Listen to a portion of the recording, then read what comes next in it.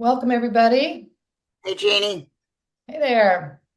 We're just waiting for everybody to drop in. We got a lot of people attending today, so we're just gonna give it another minute or so.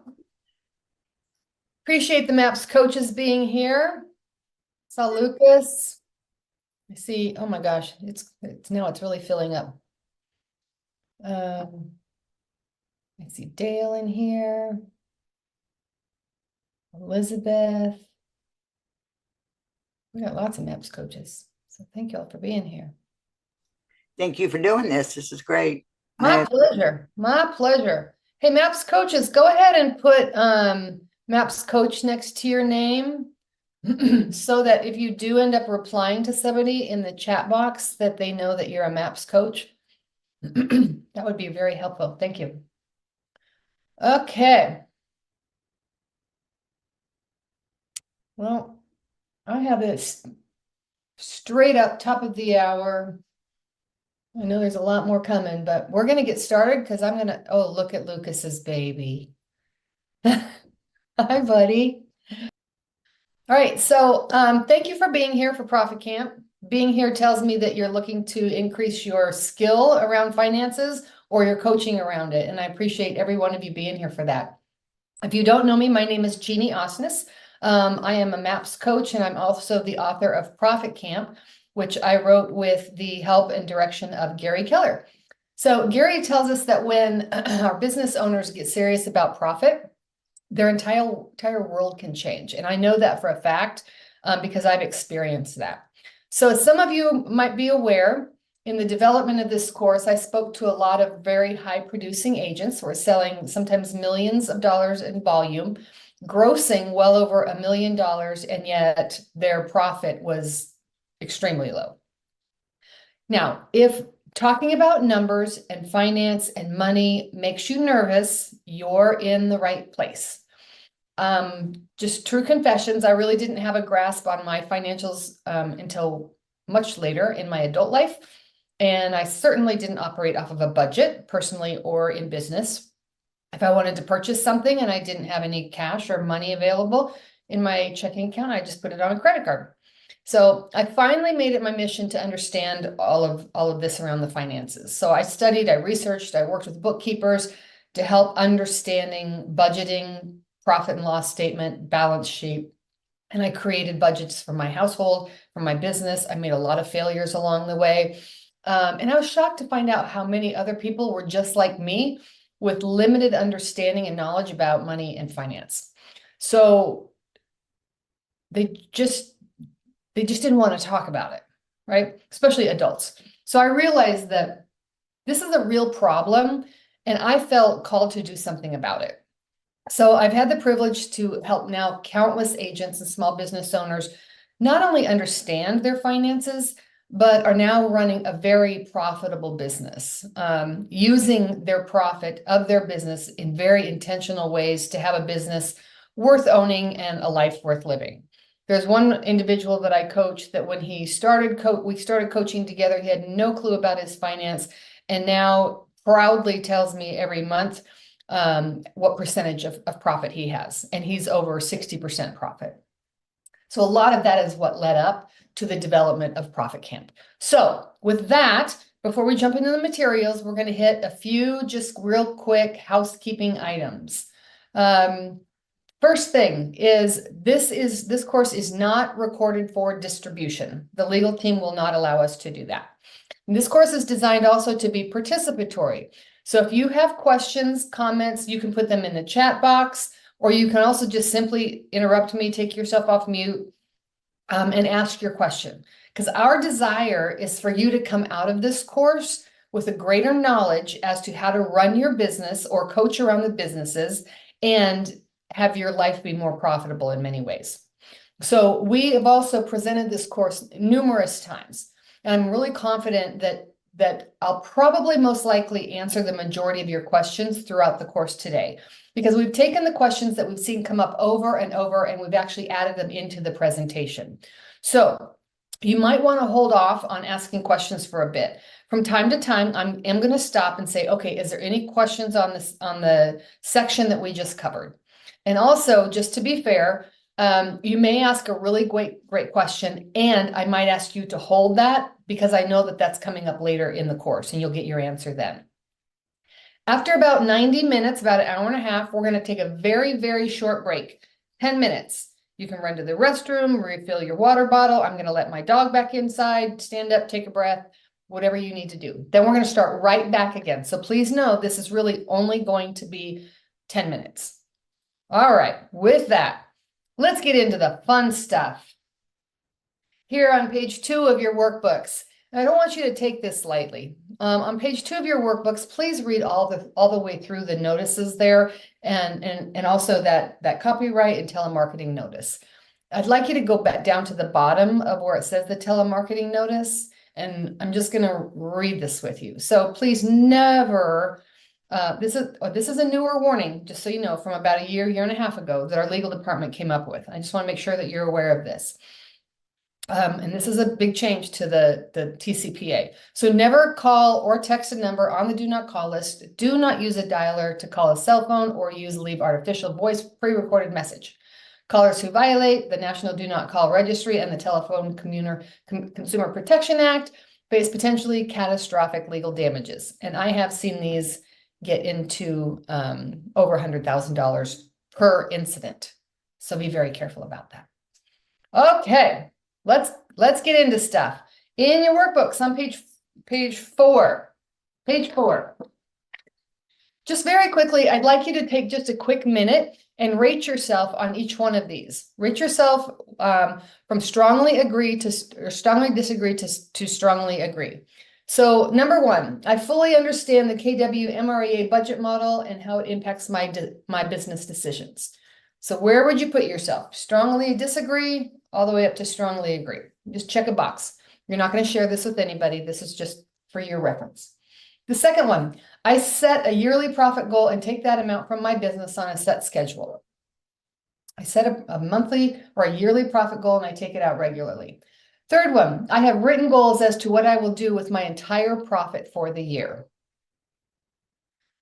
Fourth one is I review my P&L and balance sheet monthly to determine the health of my business and if I am on track. And then finally, at least one time per quarter, I review all expenses and determine where I can make financial cuts and adjustments. So we've got all those marked off. The reason that I ask you to rate yourself is because, like anything, the first thing that we need to do is get real with ourselves. So in order to move from point A to point B, you need to know where point A is. So this is the you are here. Of course, you're going to need to know where point B is as well, but we got to start with wherever we are. So this is kind of just a little checklist as to, here's the things I'm really strong at, and here's the things that I might need some work on. So as a real estate agent, you are running a small business as defined by the Small Business Administrator or administration. So 8 out of 10 small businesses fail. And the top 2 reasons are number 1, lack of profitability. And number 2 is poor planning. And we've all seen this where you see, like, let's just say in some strip mall, there's a restaurant that opens. They seem to be really busy. They have good food. The staff is friendly. And then all of a sudden, one day they're gone, like 30, 60, 90 days later. They've actually gone out of business. Now, they might have been bringing in money, yet they weren't making a profit. So poor planning and poor execution is the downfall of these types of businesses, just like in real estate. So just because you see a business or a person who owns a small business being busy or appearing to make a lot of sales, that doesn't actually mean that they have a healthy, profitable business. We see a lot of real estate agents that, they are busy and they're exhausted at the end of the day. But then the profitability of their business is extremely low. So just like real estate agents, just because an agent is busy doesn't necessarily they're making much, they might be making much less in profit. So just be careful as to who you might copy. And I'll talk about that a couple of times today. One more thing is that roughly 50% of small businesses fail within the first 5 years. And remember, you are a small business. For those of you that have been around a while, think of all those agents that you saw got their real estate license. They might have joined your brokerage or your market center. And then after a short period of time, they're gone again. They didn't get into real estate to fail, but for some reason they failed. It's probably lack of planning or lack of profitability. And we do see that over and over and over. So in your workbook on page 6, so the question is, how do you run a successful, profitable business? Well, to start with, you've got to know the profit that you intend to make. You also have to create a pro forma or a business plan with these effective habits around that plan, and then filter your decisions through that plan. And then finally, the last step is to review your financials monthly to be able to make adjustments when it's necessary. So these are the 4 things that we're going to go over today: is picking your profit, creating a pro forma, filtering your decisions, and then reviewing your financials. We're going to start with profit. So before we dive into that, we got to determine what is profit. What is our definition of profit? So it's the income that you make from your business after you've paid your expenses, you've paid yourself, what you need to take home in order to run your household, you pay to pay your monthly bills. So it's vitally important as a small business owner that you know the profit that you actually intend to make or you must take in order to fund your life. So this is what agents don't strategically plan on. They hope for a profit, but they don't create a profit plan. Now, I can tell you almost 100% of the people that I have worked with over the years that created a profit plan, their business went up and their life by design accelerated greatly. So we're going to start by looking at this. On the bottom of page 6 in your workbooks, here's the 4 reasons that agents don't run profitable businesses. Number 1, they're managing for production and not for profit. So just because you sell a few more homes doesn't necessarily mean that your profit's going to go up. They're not creating and following a budget. A budget is what can actually cause the profit to go up while keeping the cost of sale and the expenses in line. Number 3 is they're not reviewing their P&L or their balance sheet every single month.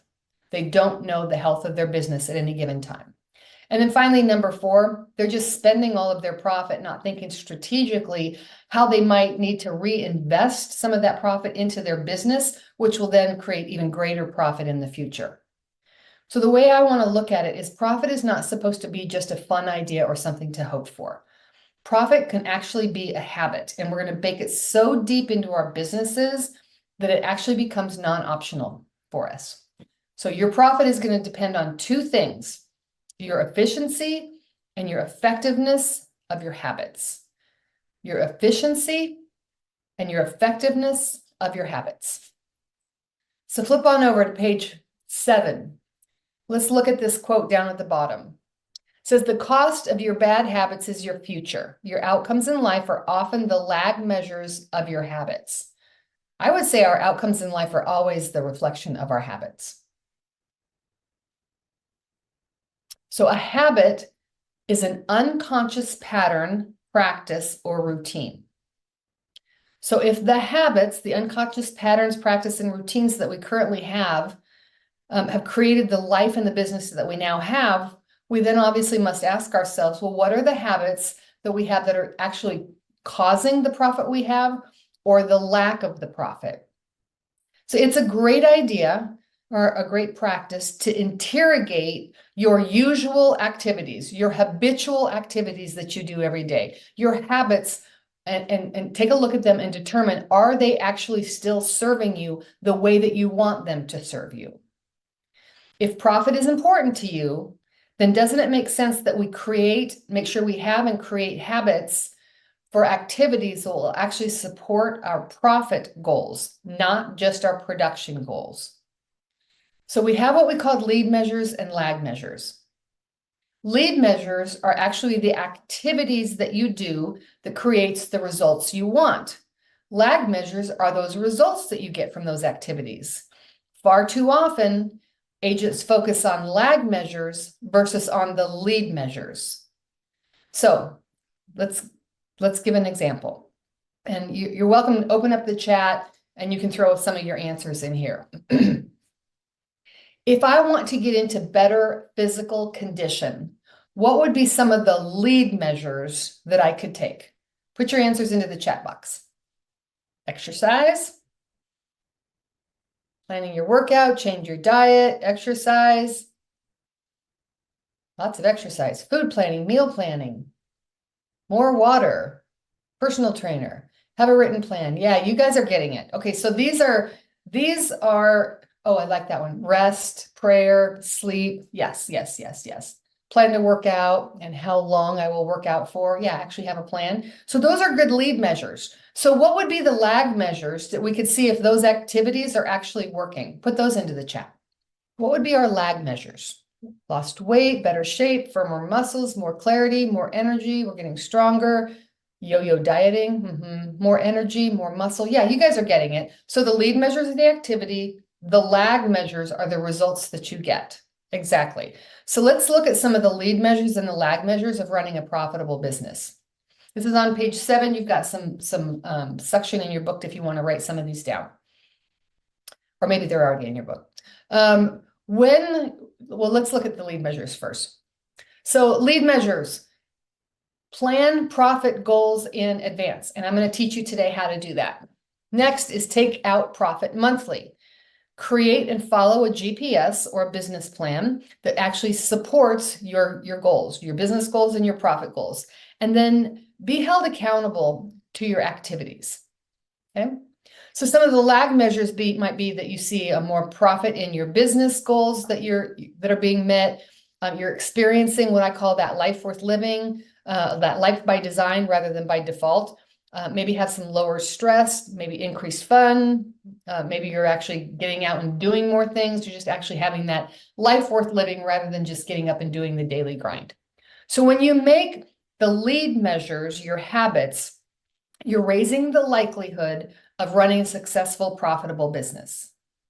You're also raising the likelihood of having a life by design versus a life by default. So look at your current habits, or the lack thereof, regarding being intentional around your profit. Maybe you have no habits around your profit. That's okay, you're in the right place. But do you have a profit goal? Are you being intentional about creating profit? Are you clear on how much commission, gross commission, or how much income you're actually going to need in order to meet your profit goals, as well as cover your monthly personal and business expenses? So let's get clear again on profit. In business, we have what we call gross income and net income. In real estate, our commission that we charge or the fees that you charge for your buyers or your sellers, that's going to be your gross income. So example, the cost of a property multiplied by the percentage or the fee that you charge, that's going to be your gross. So this is gross commission income. Net profit is what is left over after you take out for your expenses and your cost of sale. And that's the number that we're really going to focus on today. Okay, page 8. Page 8. This is where we stop and say, this is time for us all to start to vote with our money, the future that we want. It's time to start to vote with your money in the future that you want. So when we make profit a habit, meaning that you have goals, plans, intentions around your profit that you're going to make, that goal and plan will actually pull you into the right activities that will cause you to make that amount of profit that you're going to demand out of your business. It's going to change our focus of our activities and keep us out of the whirlwind. So think of it like this. If you're leaving on vacation, I know that this is when every one of us, your superpowers show up because you're going to fly somewhere for a vacation. Let's just say we're going to go to Cozumel, okay? Your desire and commitment to get on that plane drive the activities that you do the 24 hours prior. We've all lived this. You are very intentional about how you are spending your time. And the same is going to be true about our profit goals. It's going to drive your activities as well as the decisions that we're making throughout the day. It's going to empower you to say no to some things so that you can say yes to the most important things, and that is to get on that plane before the plane door closes. So what if we ran our business with the same mindset? What if you thought through every morning, what are my absolute must do, no matter what, to accomplish today as if the plane door was closing at the end of today? What would you need to say no to so that you could say yes to these non-negotiables? Your must-dos to move you forward toward your goals. What are the tools that you're using? Are you using a daily 411? Do you have a coach? Do you have an accountability partner to ensure that you're staying focused on the most important things and not getting caught up in the whirlwind of real estate? The whirlwind screams for our attention all the time and it never goes away. So we've got to be focused on our 20%. And then what are the triggers that you have in place to keep you focused on profit-specific activities? Now, I want you to think about this. Every activity that you do is moving you toward or away from your profit goals. Every activity that you do throughout your workday is moving you toward or away from your profit goals. Just like getting prepared to take that flight for your vacation destination to Cozumel. Everything you do in those 24 hours is either moving you toward or away from being on the plane by the time that door closes. Think of all the little things here and there, the got-a-minute interruptions, the social media too long, chit-chatting in the office, that draw us away from staying focused on what we need to accomplish in any given one day. Then at the end of the day, we see this all the time, that we're tired and exhausted and feel a little bit overwhelmed. And yet when you go back and look at your day, you're not really sure what you've accomplished. The big rocks, the things that are going to drive us toward our goals, is what we need to be focused on daily. So far too often, business owners are not strategically planning and executing their day, their weeks, and their month. Not using a 411, they're not keeping their eyes on the right indicators to know if they need to change the direction. In other words, are they checking in with their lag measures to make sure that their activities they're doing, their lead measures, are actually moving them toward the goals that they actually want and to stay on course? Gary Keller has been telling us for quite some time to prepare for another shift. He started a couple of years ago. He's been telling us that interest rates have to go back up, resulting in some buyers no longer being able to qualify. He's been telling us that inventory is going to go down. He's been working to prepare us in order to protect your profit. And here we are, interest rates have gone up, some buyers are priced out of the market, inventory is low. All right, so with all that being said, how do we make profit a habit? The first thing is you commit to making a certain amount of profit in your business for the year. We're going to commit to making a certain amount of profit, not just hoping that we have profit at the end of the year. And it needs to be a commitment.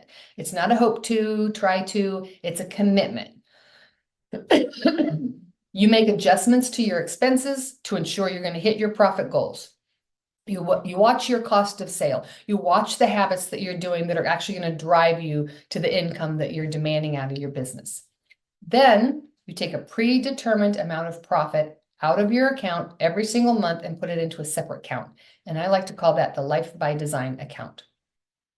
So with that, we're going to start with picking our profit.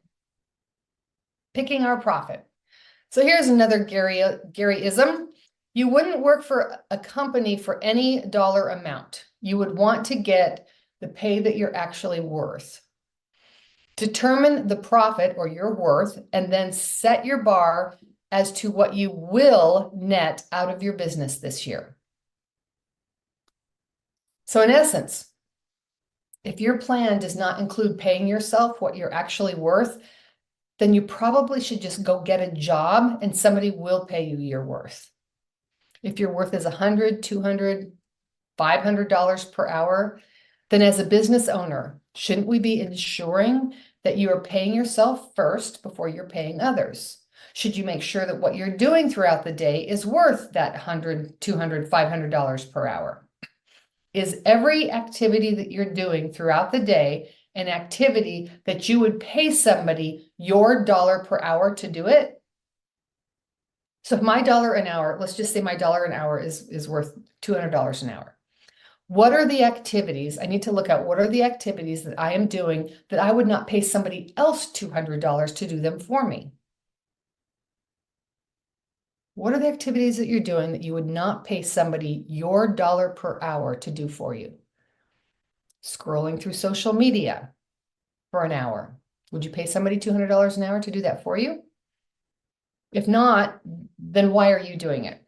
Running a sign and a lockbox to a new listing, chasing down a plumbing receipt, scheduling a photographer, clearing out your junk mail, etc.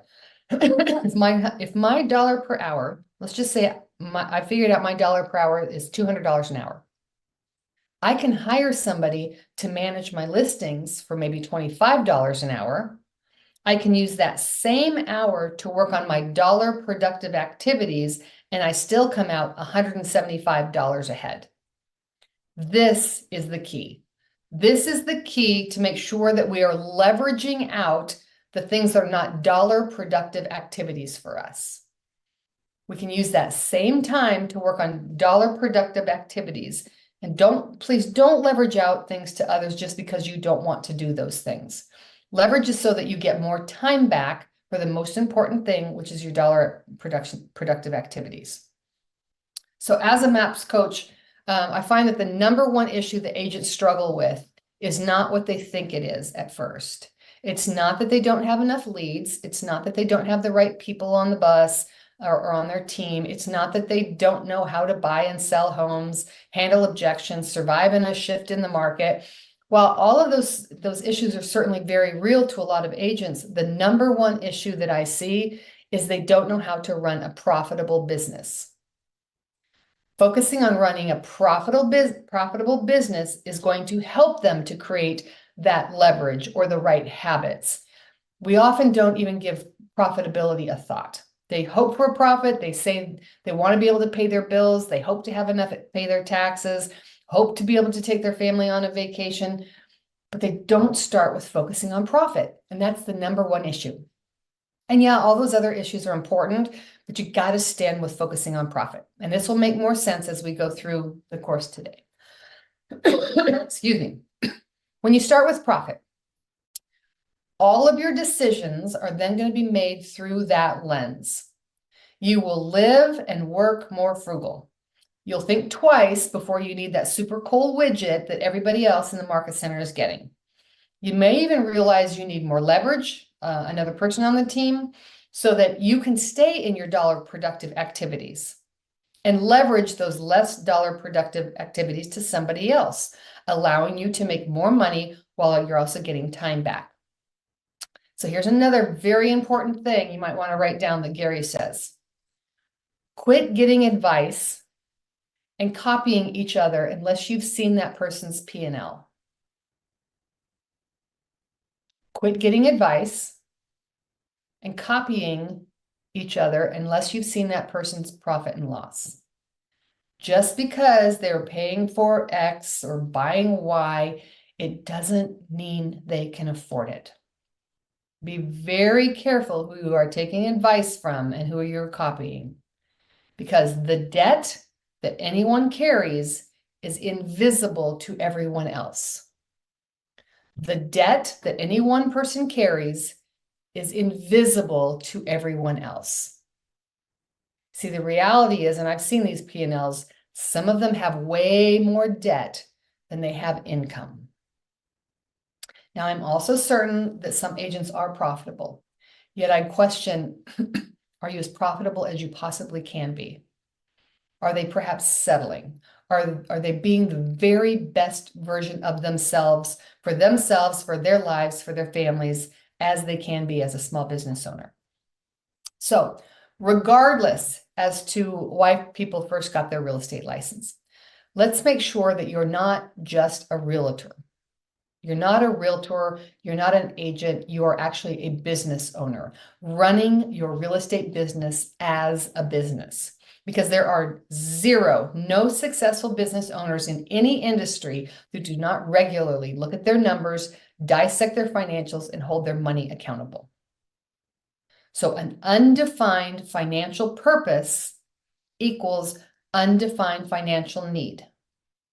If you have an undefined financial purpose, in other words, I don't actually really know what I'm making all this money for, you have an undefined financial need. And therefore, it's really hard to hit the center of a target when we don't have a target at all.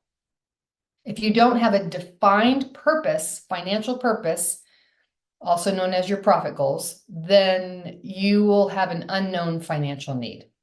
You're not going to know how much you're going to need to fund the life that you really want to live.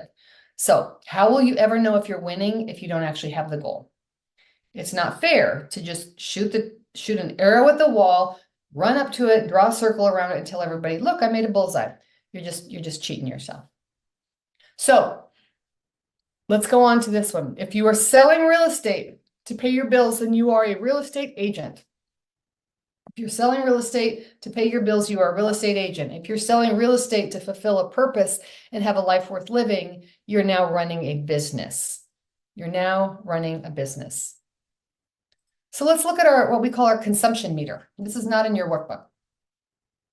Are you a lifestyle agent or are you a growth agent? And we're going to start with this. What is your consumption meter telling you? Do you have a business that has to support your lifestyle or that supports your lifestyle? Or do you have a lifestyle that has to be supported by your business? Take a look at your consumption. Is your consumption going up and up and up, and therefore your business has to make more and more and more money someday doing it and actually start to do them and live your life on purpose? We want to encourage you to get as close to the penny as you possibly can. Research it. If one of your goals is to get out of debt, pull out your debt statements and find the exact figure that you have in there. Perhaps you want to invest into the market center or purchase an investment property. Research it, find out what would it need in order for you to do so. This should be what you want to do or what you want to put away in any given year. Okay, so right now we're halfway through the year. You could do this for the second half of 2024 or start working on this for your goals for 2025. Now, you might not be able to invest or purchase an investment property this year, but perhaps you could put away a certain amount of money toward buying an investment property in the future. So we know that Bobby Broker needs to fund these profit goals. So now when we're going to take it and we're going to add it all up, and you can see that his amount for paying off his Discover card, the investment house, the trip, the Disney cruise, and then updating that guest room, he's determined it's going to cost him $47,331.39. That's his profit goals this year. So for the example's sake, we're just going to say that we need to determine, well, how many closings does he have to have in order to cover these particular items? Don't worry about splits and cap and, oh, is this a team or is this an individual? Just go with me here. How many units need to be closed by him or his team to hit this $47,331.39? So for this example, let's just say that his average closing, his gross commission or his gross fee that he charges is $12,000. So we're just going to say, okay, well, what's $47,331.39 divided by $12,000? And what we see is that Bobby needs to close 4 transactions. We're always going to round it up. If you come out with a point something something, he needs 4 transactions to cover his profit goals. Any questions about how to set profit goals before we move on?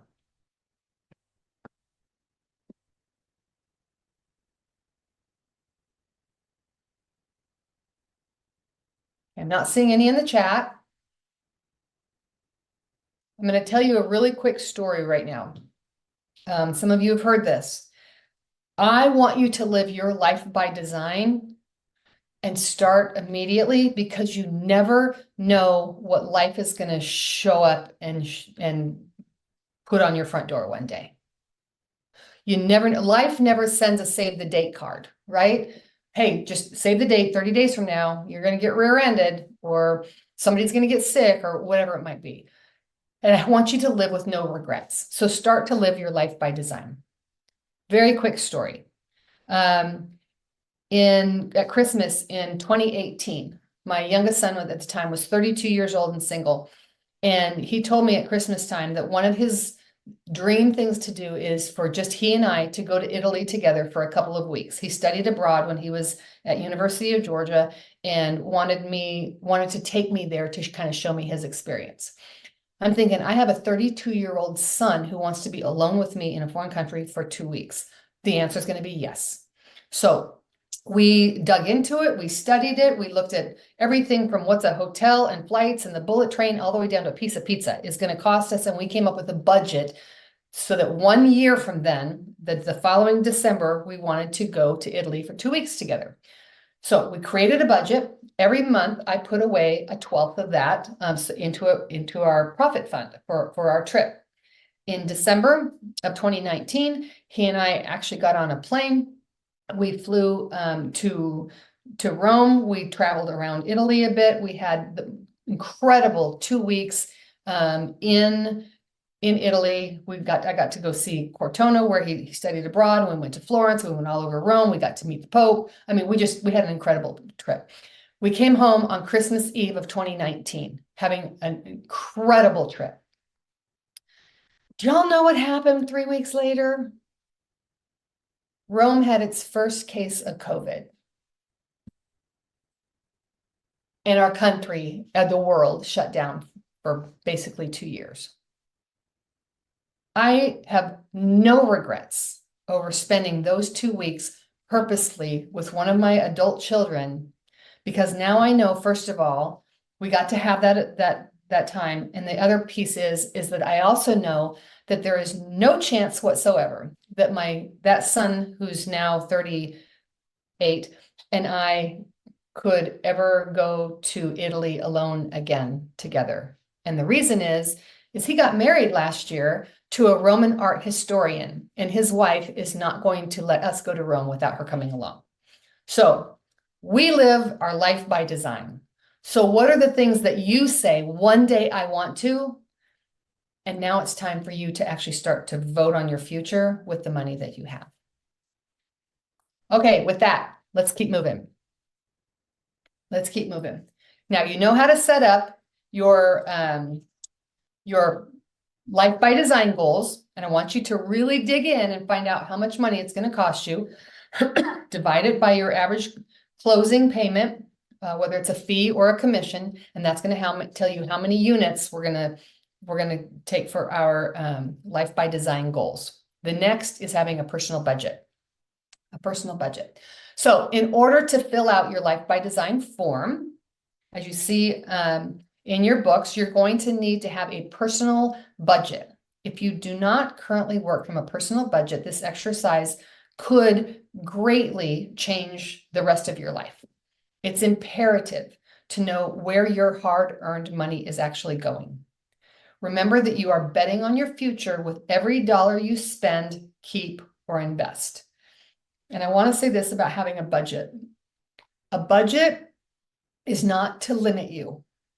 A budget actually gives you the permission to spend without worry or guilt. When you've already built out your budget that has in it fun money or gifts or entertainments or going out to eat, you are giving yourself permission to actually do those things because you pre-planned it. Your personal budget is everything that you spend to live on and to run your household. So these expenditures, by the way, should never be paid out of your business operating account. Preferably, your business will pay you a salary that is enough to cover your personal expenses.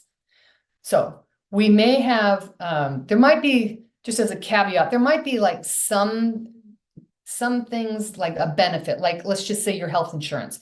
If you own the company, you might have your health insurance pay for your health insurance.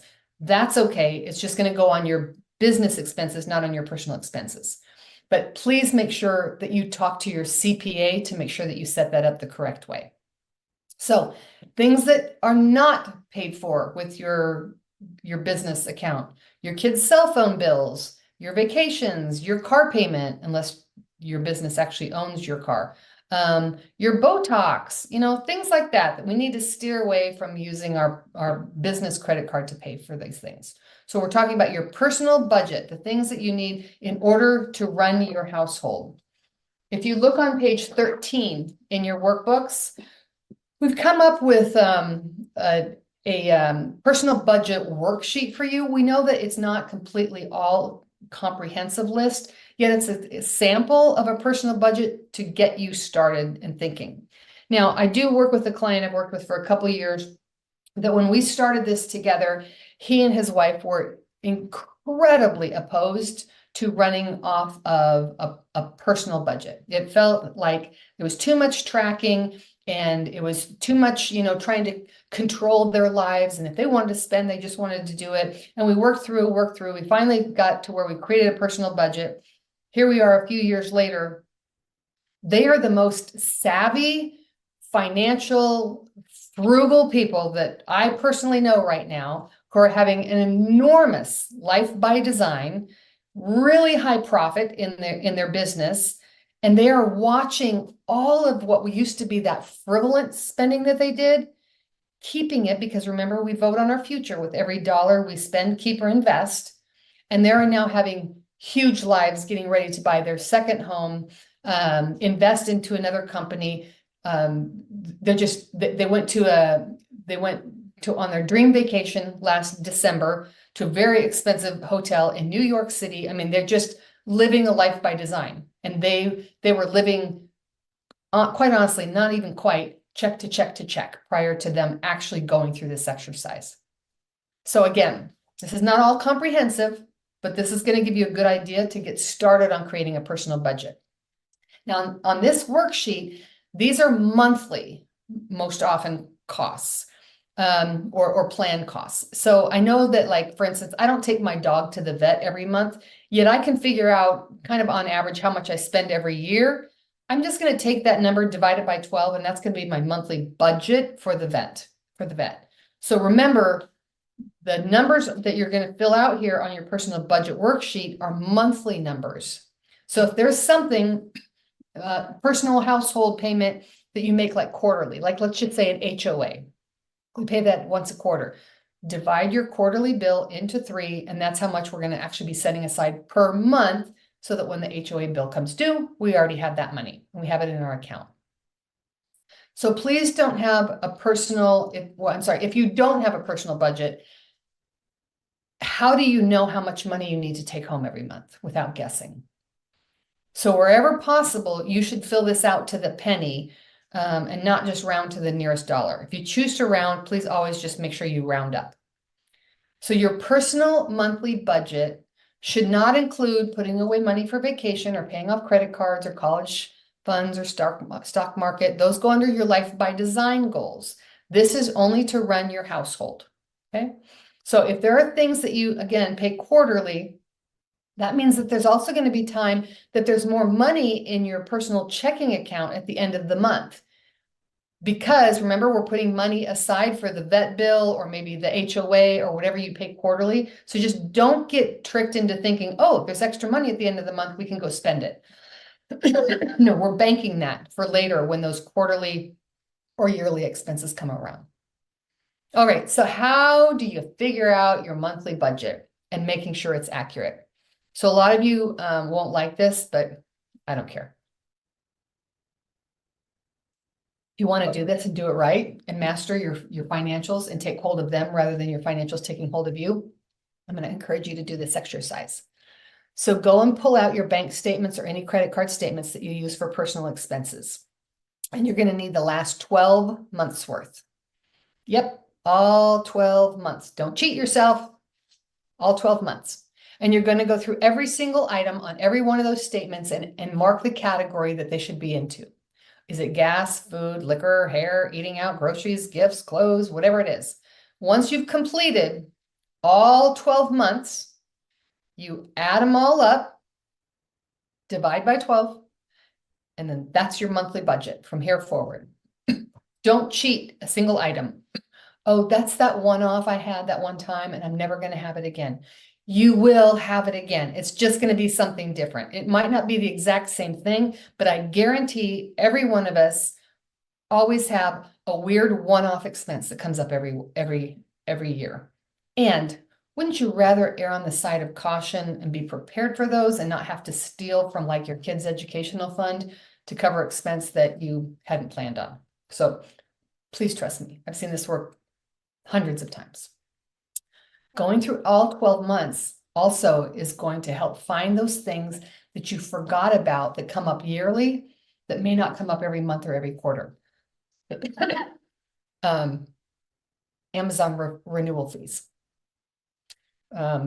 Tax bills on properties that you own outright that, like I own a property in Colorado that I just own it outright, and I always forget that I'm gonna get a bill for property taxes sometime in the fall. So if you go through all 12 months, you're not gonna miss any of those weird little one-offs.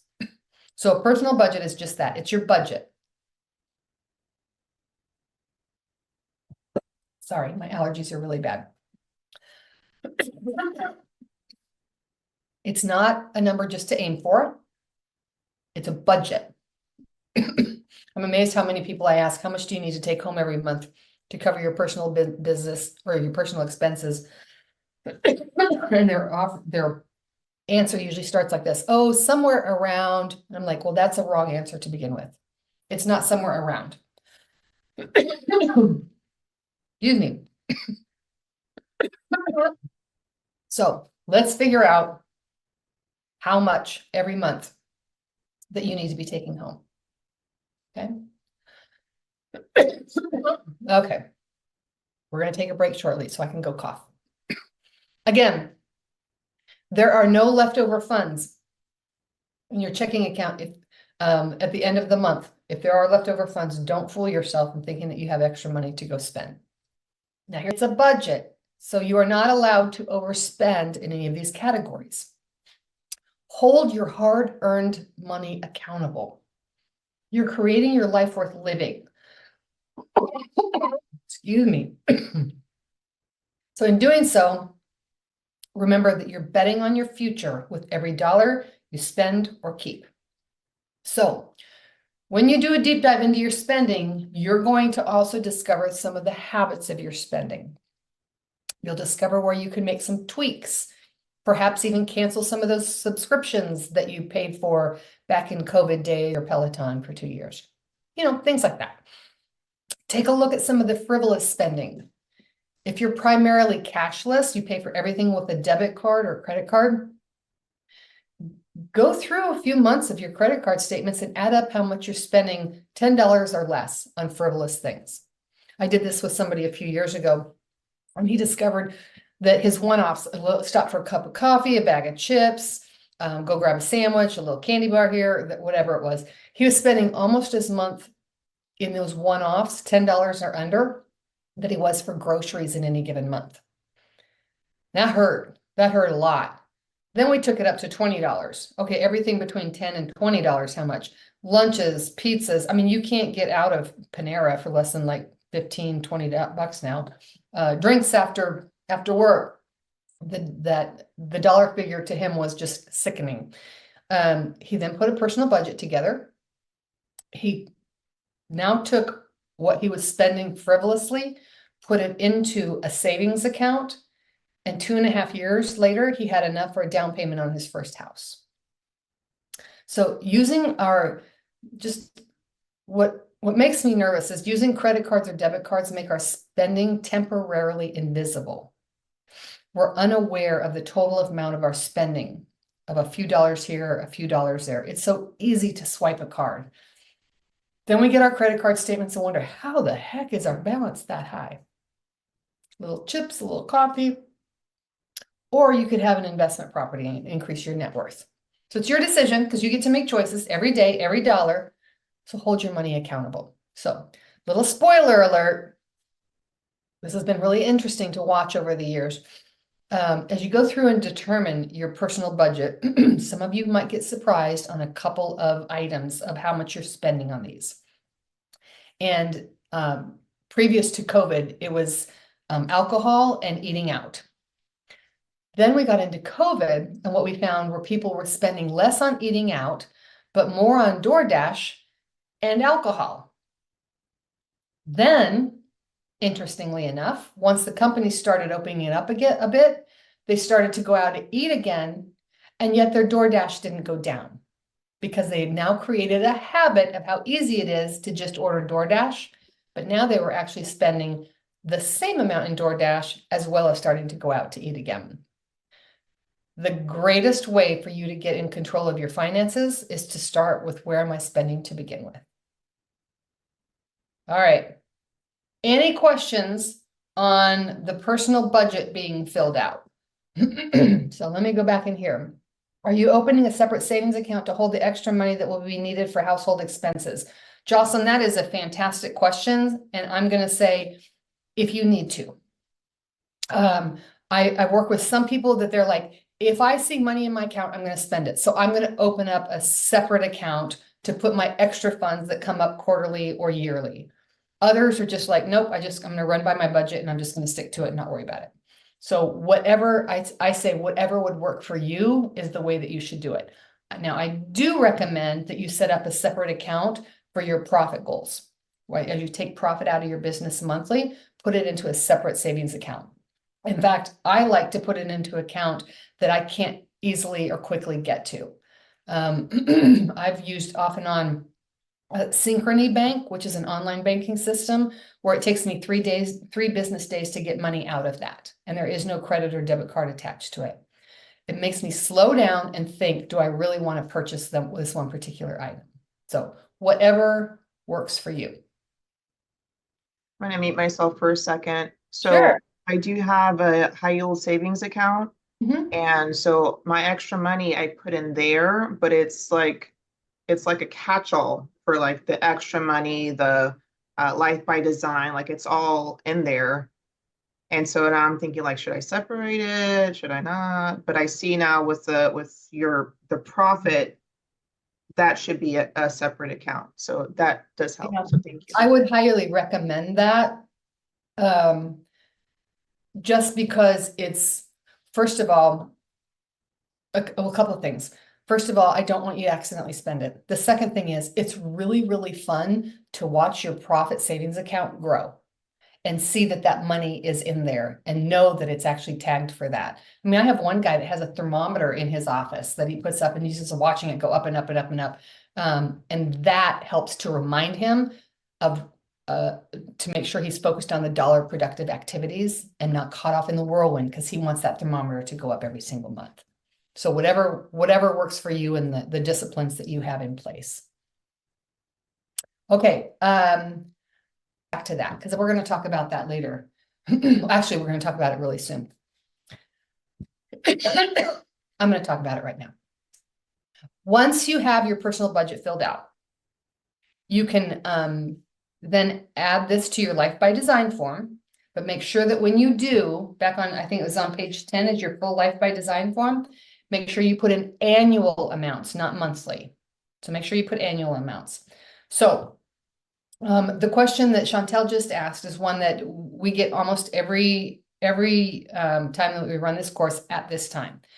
My significant other also brings home a paycheck and pays for part or sometimes all of the household expenses. So what do I do for this section?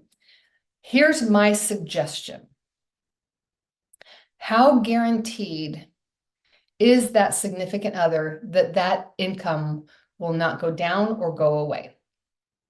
If that income would suddenly stop, would your business be able to cover all of your household expenses without having to take it away from your profit?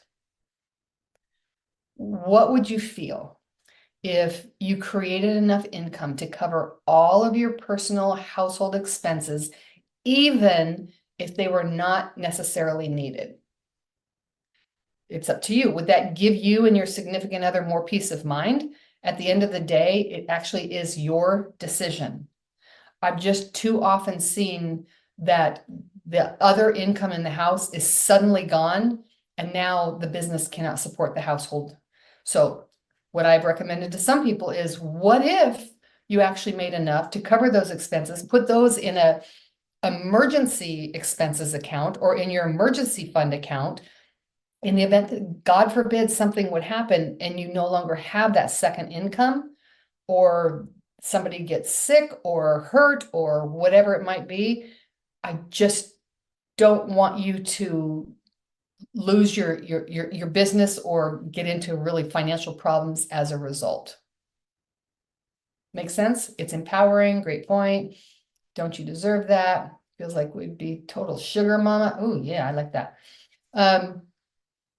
At the end of the day, I don't think anybody on this call is going to be upset if they make too much money and they have an excess of funds that maybe they could even take portion of that and even have higher profit goals.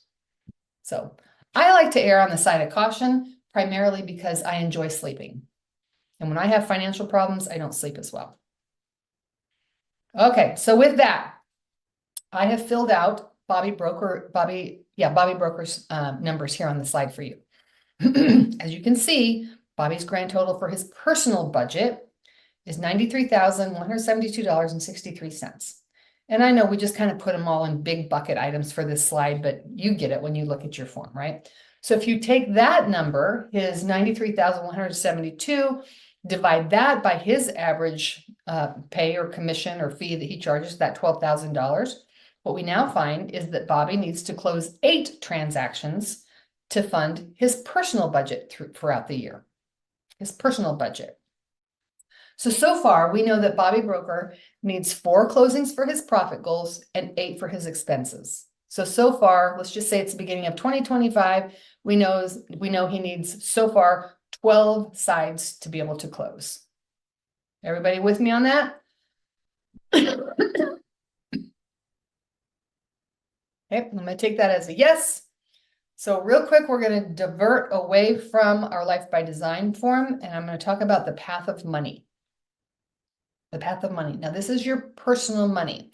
So if you turn in your workbooks to page 15, or maybe it's 14, I think it's 14. This is a really good visual for understanding the flow of our personal income.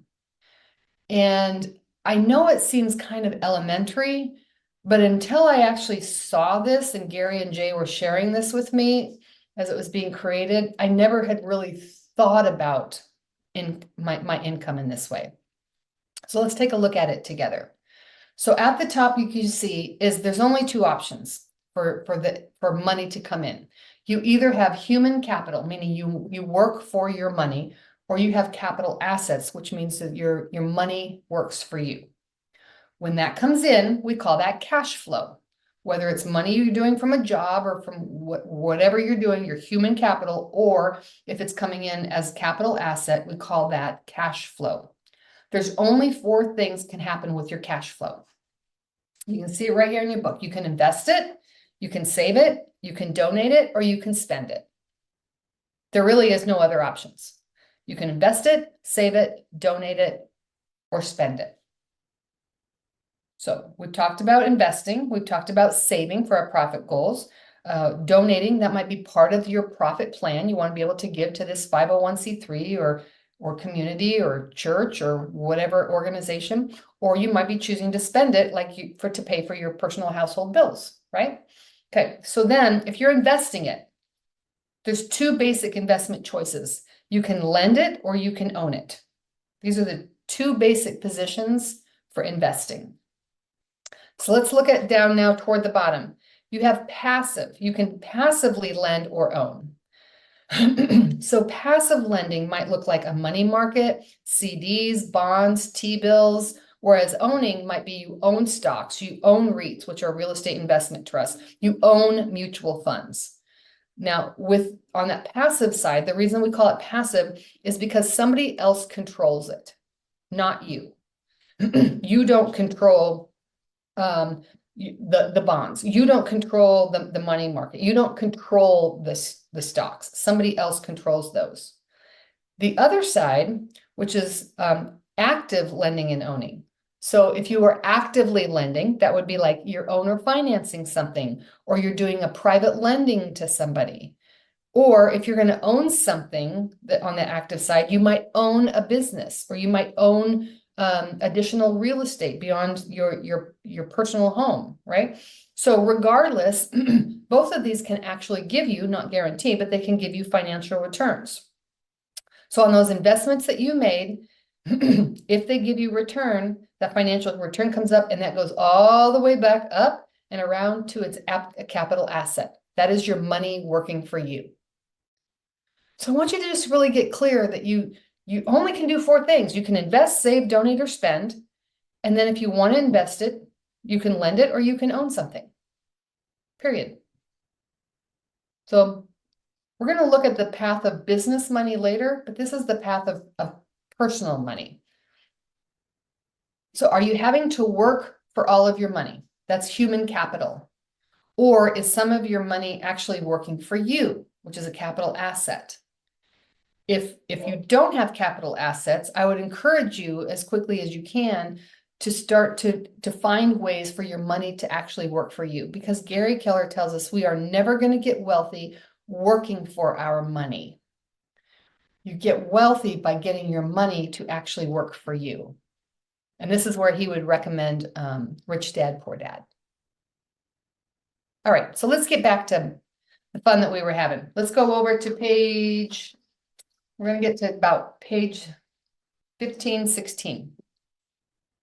So we have picked our profit. And now we're going to go down to build a pro forma. We've completed step 1. Now we're going to go into step 2. So building our pro forma. So let's pivot and talk about your business and your business expenses. We're going to spend a bit of time here. So first, we need to take a look at why somebody starts a new business. That's what you've done when you got your real estate license and you became an agent. You started a small business.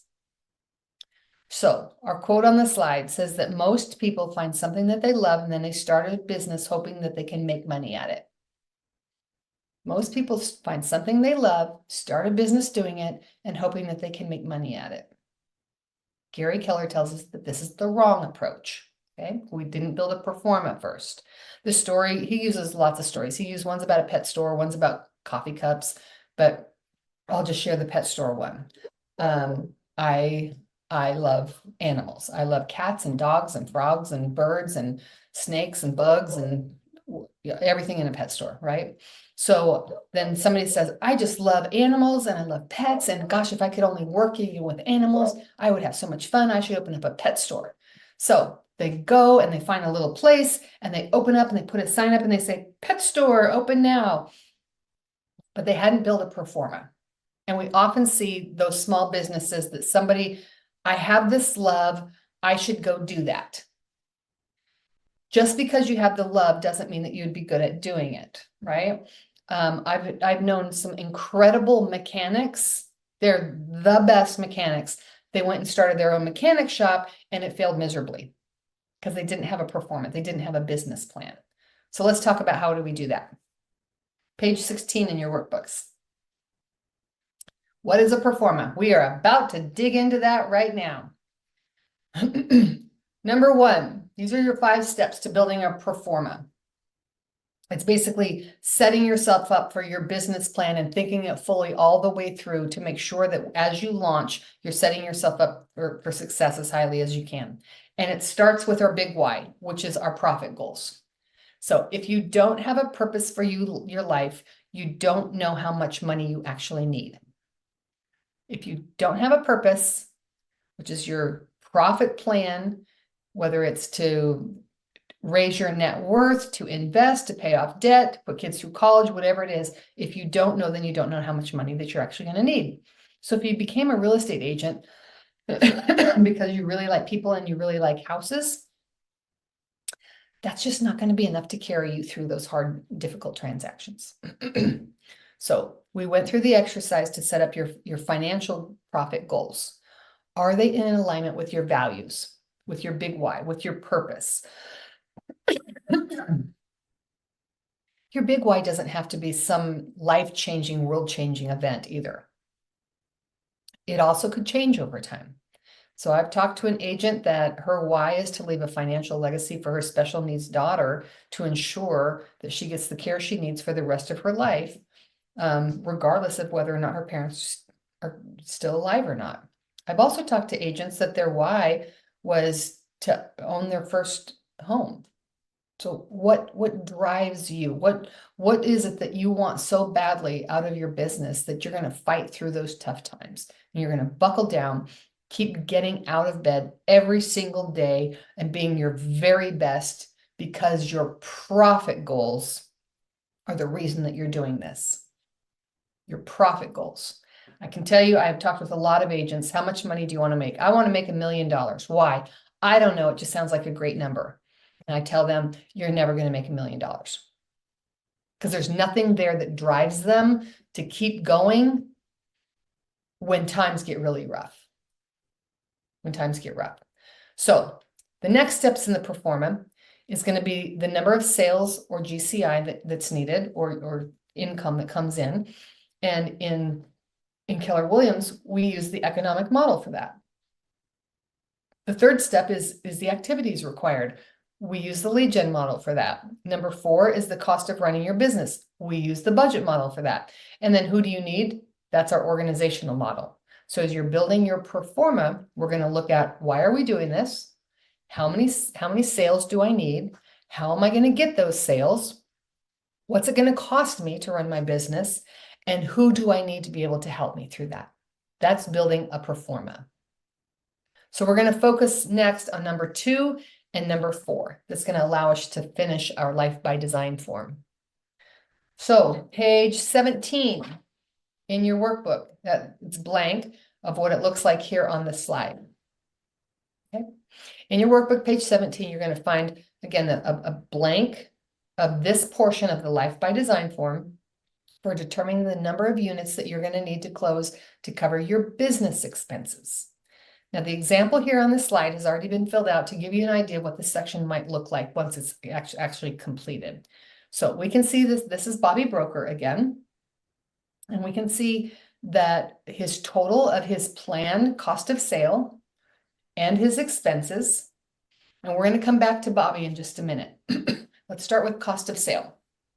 Here we will find you should find a small list of items that you might see in this section. And later in our course, we'll dive deeper and deeper into this, but here's what I want you to think about a cost of sale. Don't overthink it.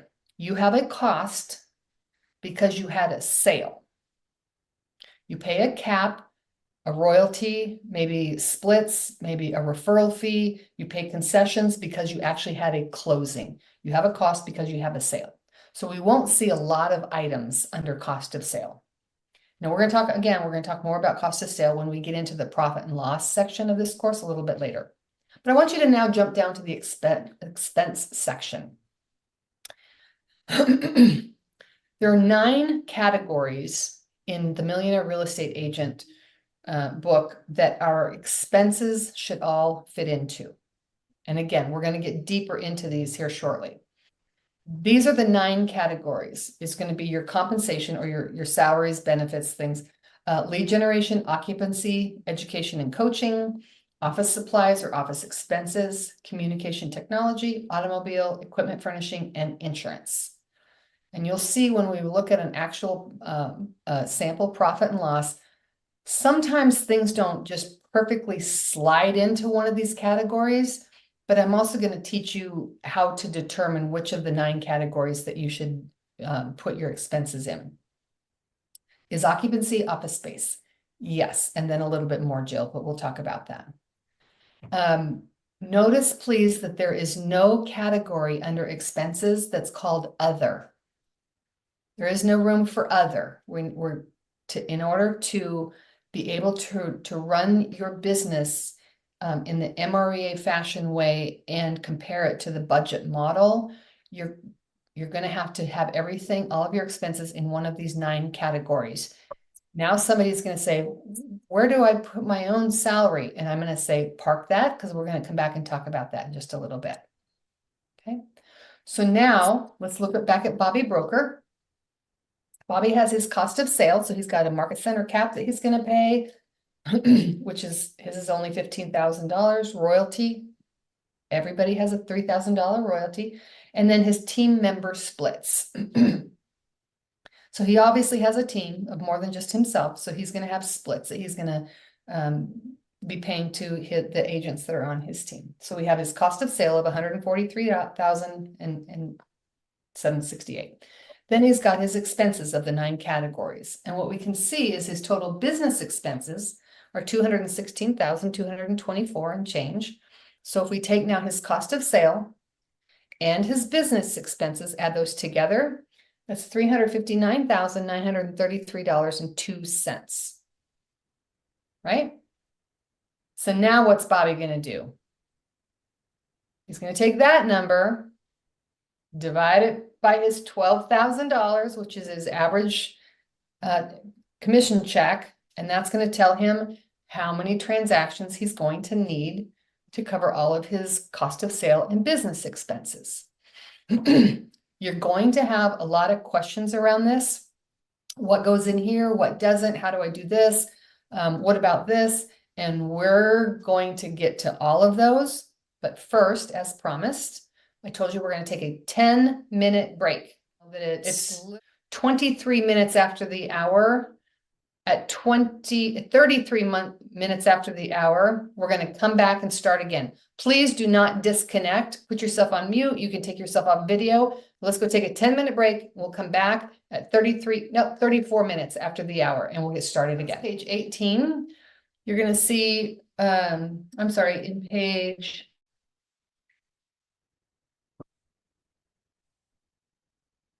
I know we have the budget, 21, page 21.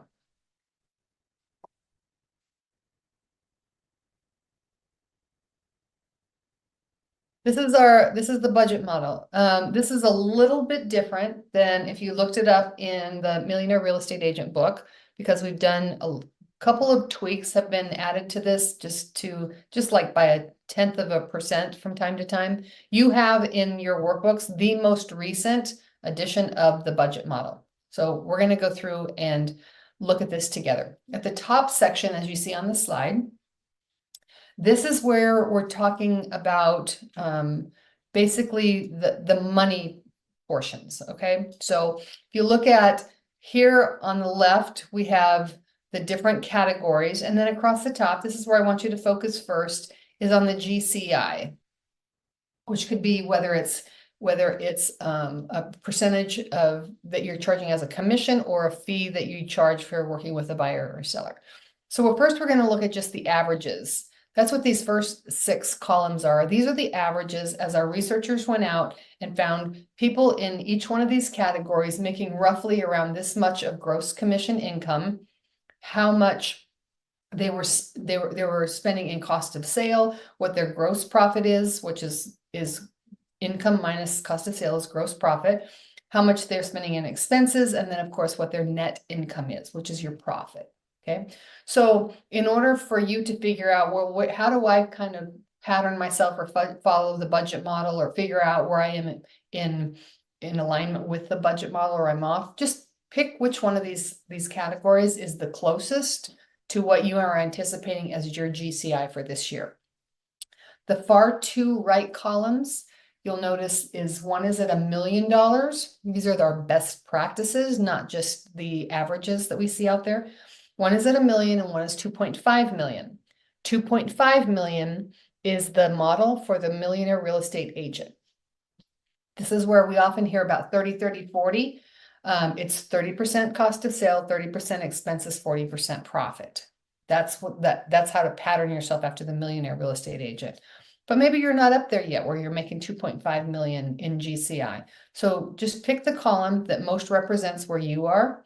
And then you can take a look at how are you doing in comparison to the budget model. So cost of sale we've talked about before. You have a sale because you actually had a cost, which we will, or I'm sorry, you have a cost because you had a sale, which we'll dive into just a little bit more here shortly.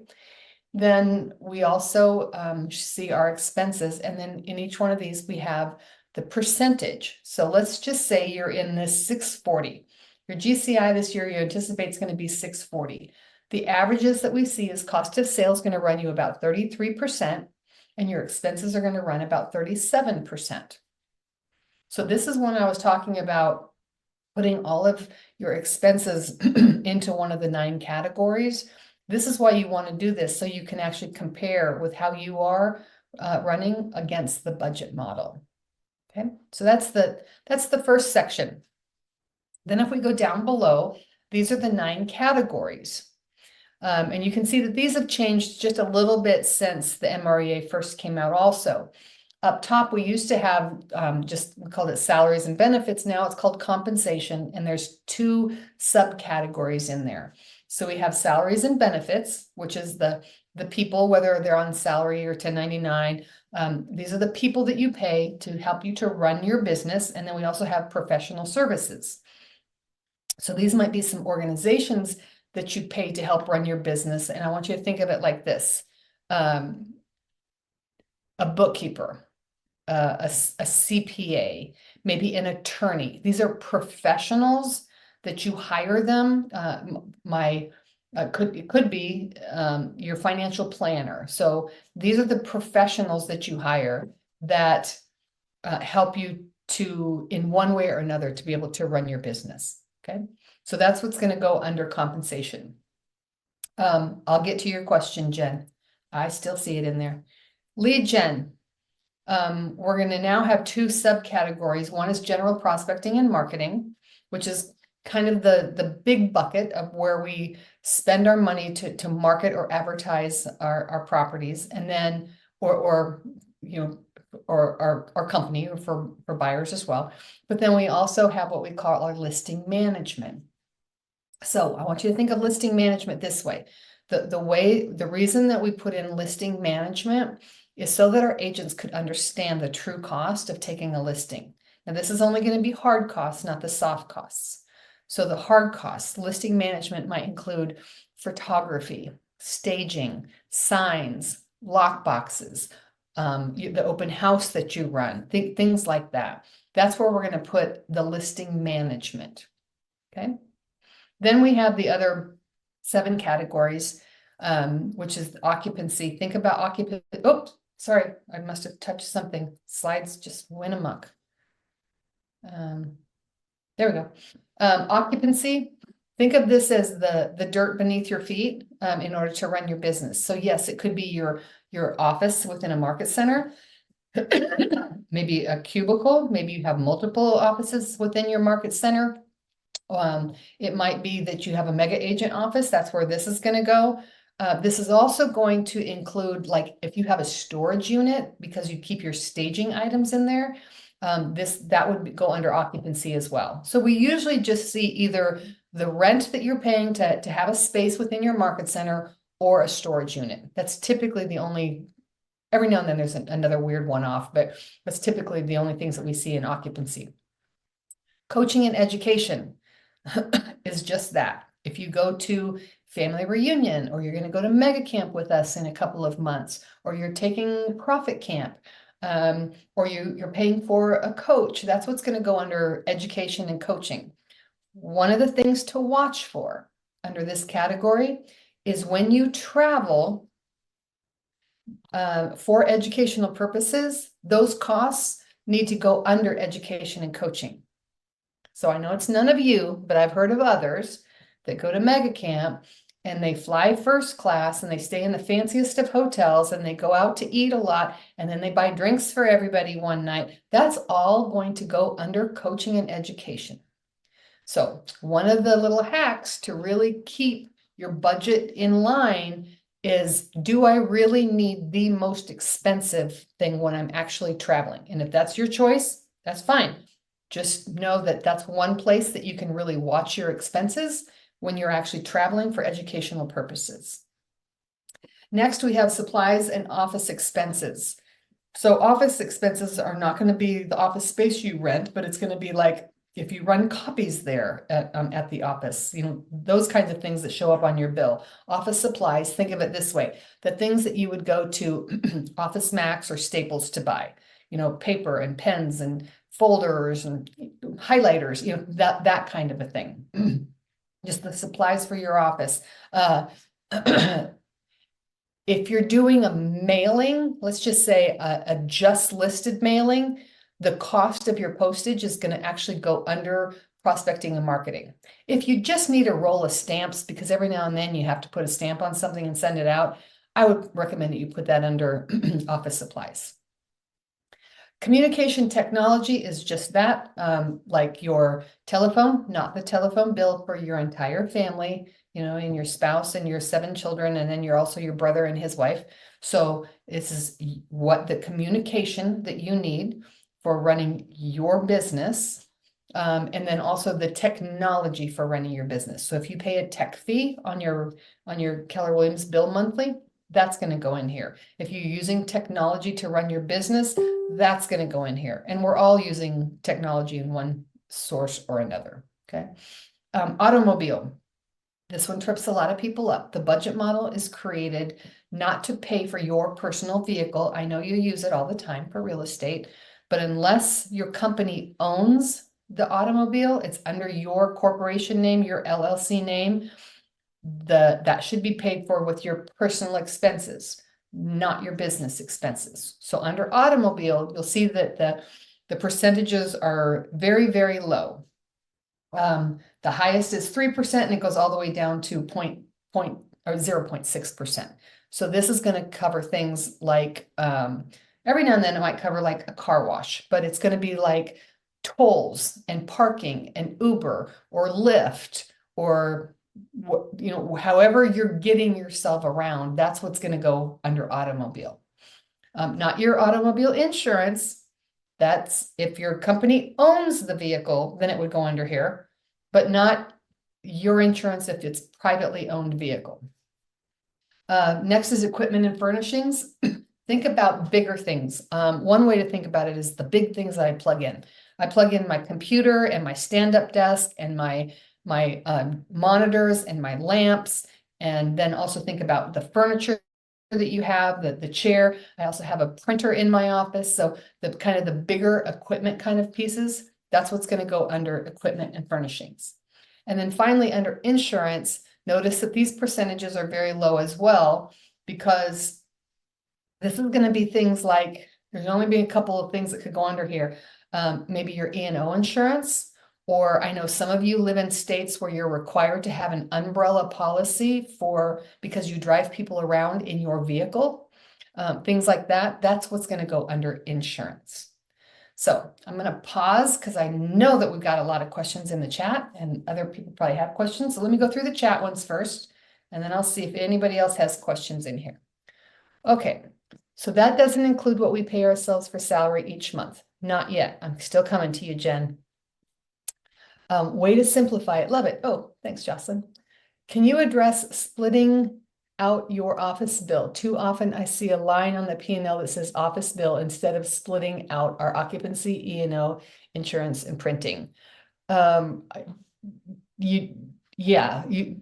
is no line on a P&L. There should not be a line for office bill.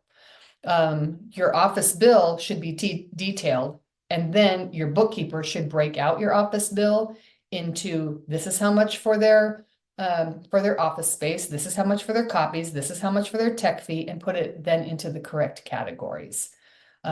Notice there is no category of the 9 that says office bill. Your entire office bill does not go under office expense either. Now, there's no right or wrong or laws or rules around this. I'm just telling you, if you want to model your P&L after the way the budget model was created, I'm telling you where MREA recommends that you put each one of these items so that you can, as close as possible, match the way you're running your P&L to the way that the budget model was created. Another thing, Jen, I'm coming back to you. Another thing is that the budget model was created to show an owner of a company how much they can expect to profit out of their business before they pay themselves or take a single penny out of their business. So just so you know, the budget model, when you look at compensation, the budget model does not include you paying yourself a salary. It's the salaries or the benefits you're going to pay to others. Your P&L or your bookkeeper, your CPA might have you put your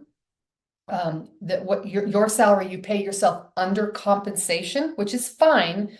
Just know that your percentage is going to be up a little bit higher than the budget model because we've chosen to put your income under compensation.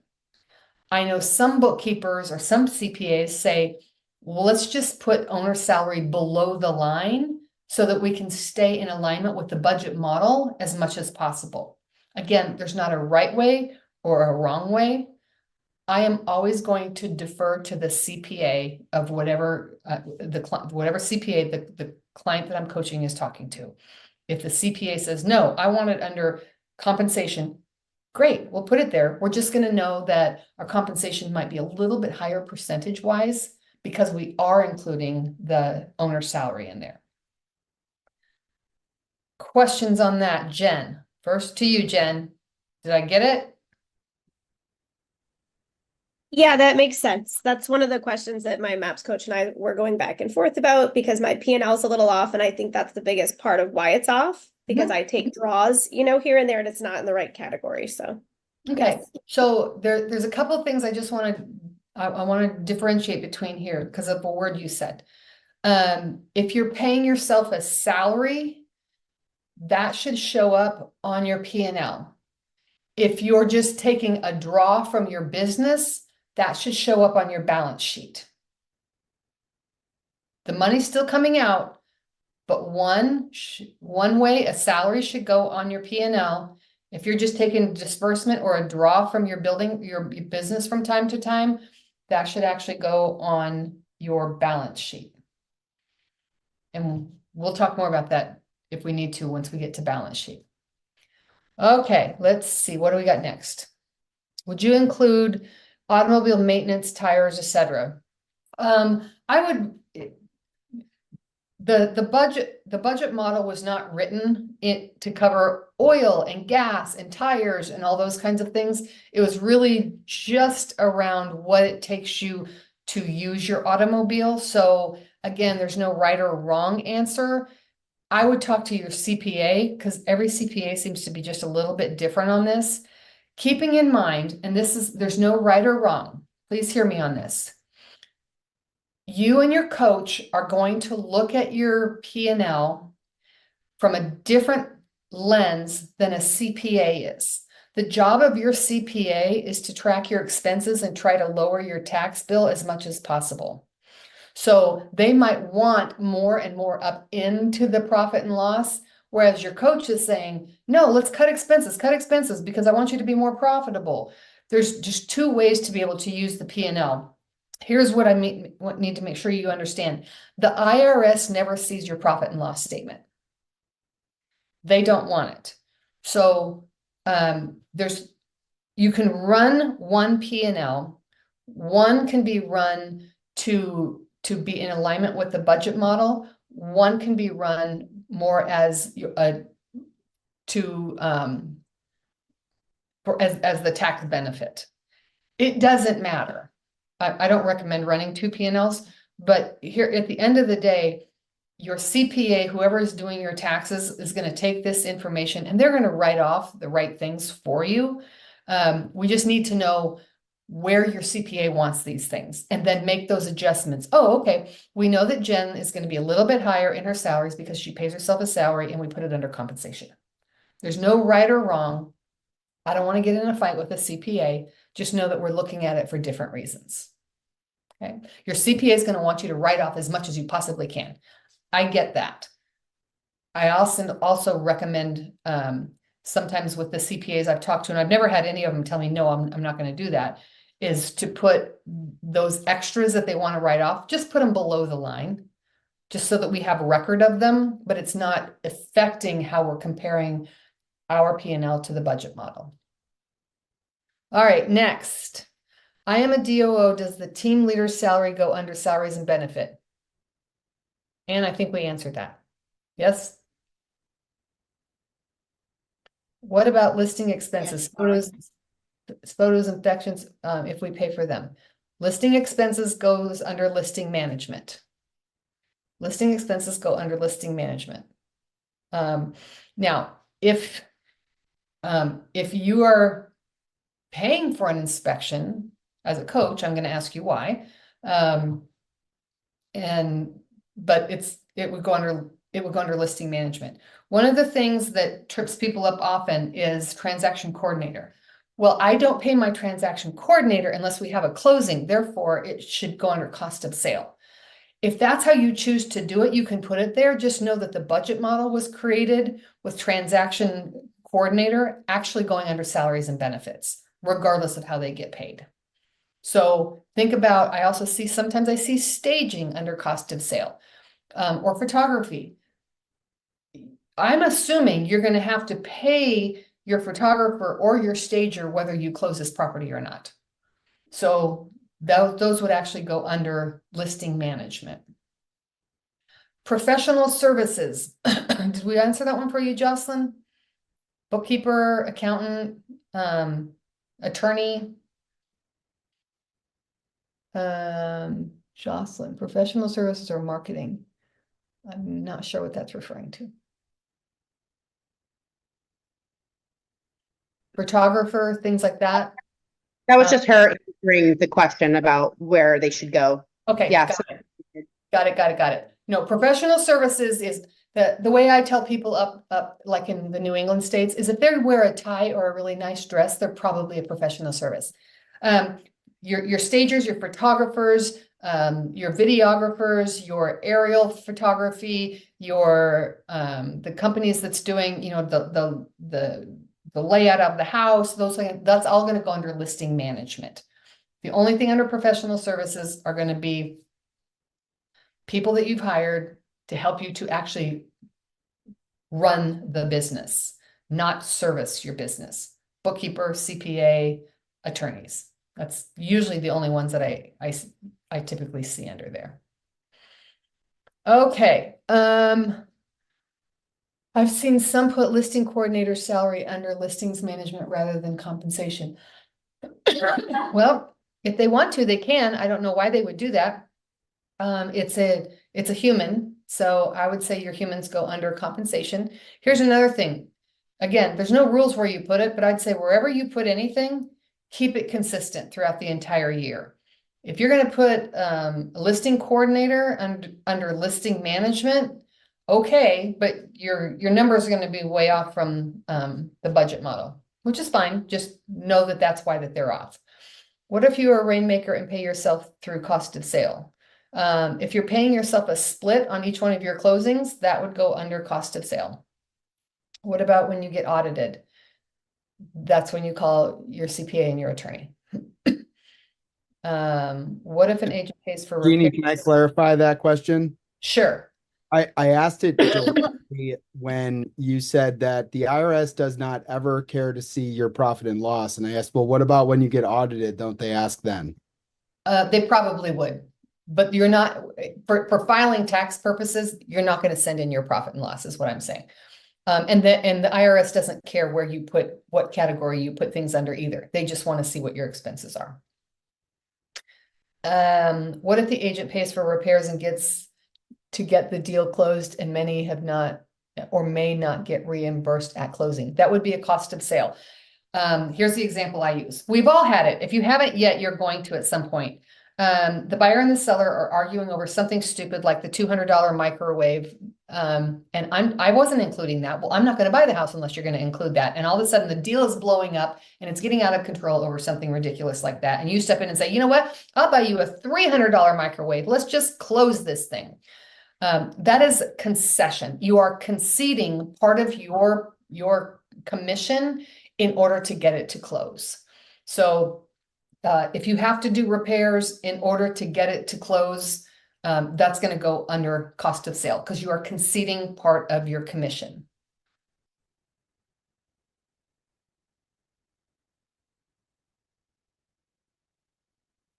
Are y'all still there? Oh, okay. Somebody give me a thumbs up. Can you hear me? Gotcha. Okay. Everything just disappeared on my end. So sorry about that. Okay. What else? Concession. That's concessions, cost of sale. Yes. Okay. So I think we've covered budget model. So let's keep going. If you turn in your books to page 22, I want you to understand how to do a return on investment. And this is really key. So page 22, we're going to look at understanding your return on investment.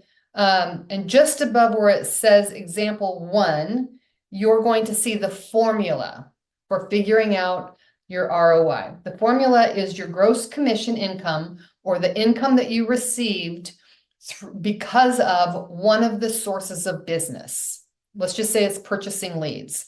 This is the commission that I've got. Thank you. Okay, I'm gonna start again on this one. Say that you spend 120,000, the same amount as before, on the transactions that you closed, but you closed these transactions with your past clients and your sphere. Let's assume that you spent $10,000 this year on marketing to and loving on your past clients in your sphere. So we're going to take 120,000 minus 10,000, means our gross net so far is 110,000. Now I'm going to divide that 110,000 by the $10,000 I spent, and now we see that I'm getting 11 to 1 return. So for every dollar you're spending, you're actually receiving $11. Jeannie, Yes, are you able to put the presentation back on the screen? I didn't know it wasn't on the screen. Okay. Jeannie, So- you do have permissions to share, so you should be able to. Yeah, I'm not sure what's happening here, but let's try it. Okay, can you see it? Yep. Yes, thank you. And you can still hear me. I'm not on mute. My video's on, and now you can see the screen. Okay, we're winning again. So there's our example. 120 in commissions minus the $10,000 spend divided by the $10,000 spend gives me 11 to 1 return. So as a coach, what I'm seeing most agents doing is spending more and more and more on paid leads and not giving the time and attention to their past clients and their sphere. And you can have a huge return. The clients that are doing the highest, not the highest, but the highest net profit of all of the coaching clients that I'm coaching spend 0 on leads and they pour into their database. So if you want your profit to go up, expenses go down, build your database so that we can love on and get referrals from, testimonials, repeat business from them. I recently spoke with an agent that was committed herself to spend way less on leads and spend more time and money on her past clients in her sphere. Through the first 6 months of the year, she ended up with 14 closed and 7 pending. This was last year, 14 closed, 7 pending. So 21 units, which only one of them had come from a paid lead from the previous year. And she was only halfway through the year. This year, she's paid 0 for any leads, and she's at 37 closed after 6 months. $0 that are going into paying for leads because she has made it her one thing. She lead generates every single day, 2 to 3 hours a day, and constantly is adding people to her database. So it's very doable. Not only is she having more fun, she's having better conversations. She's working with and helping people that are already in her sphere, which she also found was she got an enormous amount of time back. So no more calling and trying to follow up with these random internet leads, which historically have about a 2% conversion rate. So last year, I think she ended up just over 40 transactions. This year, I think she's on track for probably a little bit, right, probably around 60 transactions. Single agent, no admin. So the question that we have to ask ourselves is, where do we want to spend our time and money to get the greatest return? If you want more time back, build your database and love on them. If you want your expenses to go down, build your database and love on them. So, okay, let's get back to Bobby Broker and his Life by Design form, okay?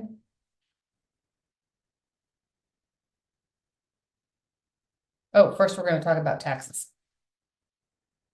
In order to fill out the tax section of the Life by Design form, you must talk to your CPA or your tax advisor. You now know the amount of GCI needed to cover all of your profit, your personal and your business expenses once you filled that portion out on your Life by Design form. Yet you still have to pay tax on some of this amount. That's why I'd like you to reach out to your CPA, your financial advisor, whoever that is, to ask them based on your projections, based on what you've paid in the past, the write-offs that they already know that you have, how much they recommend that you set aside for taxes. They can help you to determine what those estimated tax should be every year. And then we know that we need to make that much more income to cover our tax amount as well. So please do not cheat this step. Not properly preparing for the taxes has caused countless real estate agents to be in significant financial trouble, and I don't want that to be you. So back to Bobby Broker. We now know he needs 4 transactions for his Life by Design goals. He needs 8 transactions to cover his personal household expenses. He needs 30 transactions to cover his cost of sale and business. And then based on the information his accountant gave him, he needs 5 transactions closed in order to cover the taxes as well, which means he needs a total of 47 closed units, he and his team, for a GCI of $560,713. Any questions on that?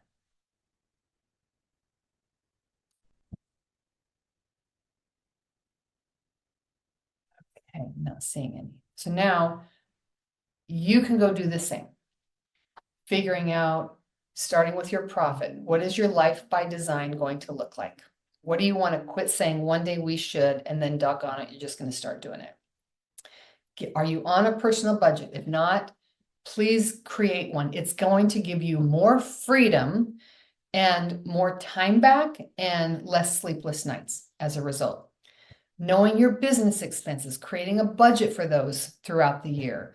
I like to get all the way down to, there's one client I'm working with right now that they do sales anywhere, they're from 500 to about 3.5 million in production. So they're actually creating a listing marketing budget for 500 to a million to, I think, 2 million, 2 and above, because they do different things at different listing price points. But now they know how much they can plan to spend on, oh, this is an over $2 million listing. Here's our budget for that, rather than just hope I have enough in my marketing budget. So the more you can really get down into the details of figuring out your business budget, the more freedom it's actually going to give you.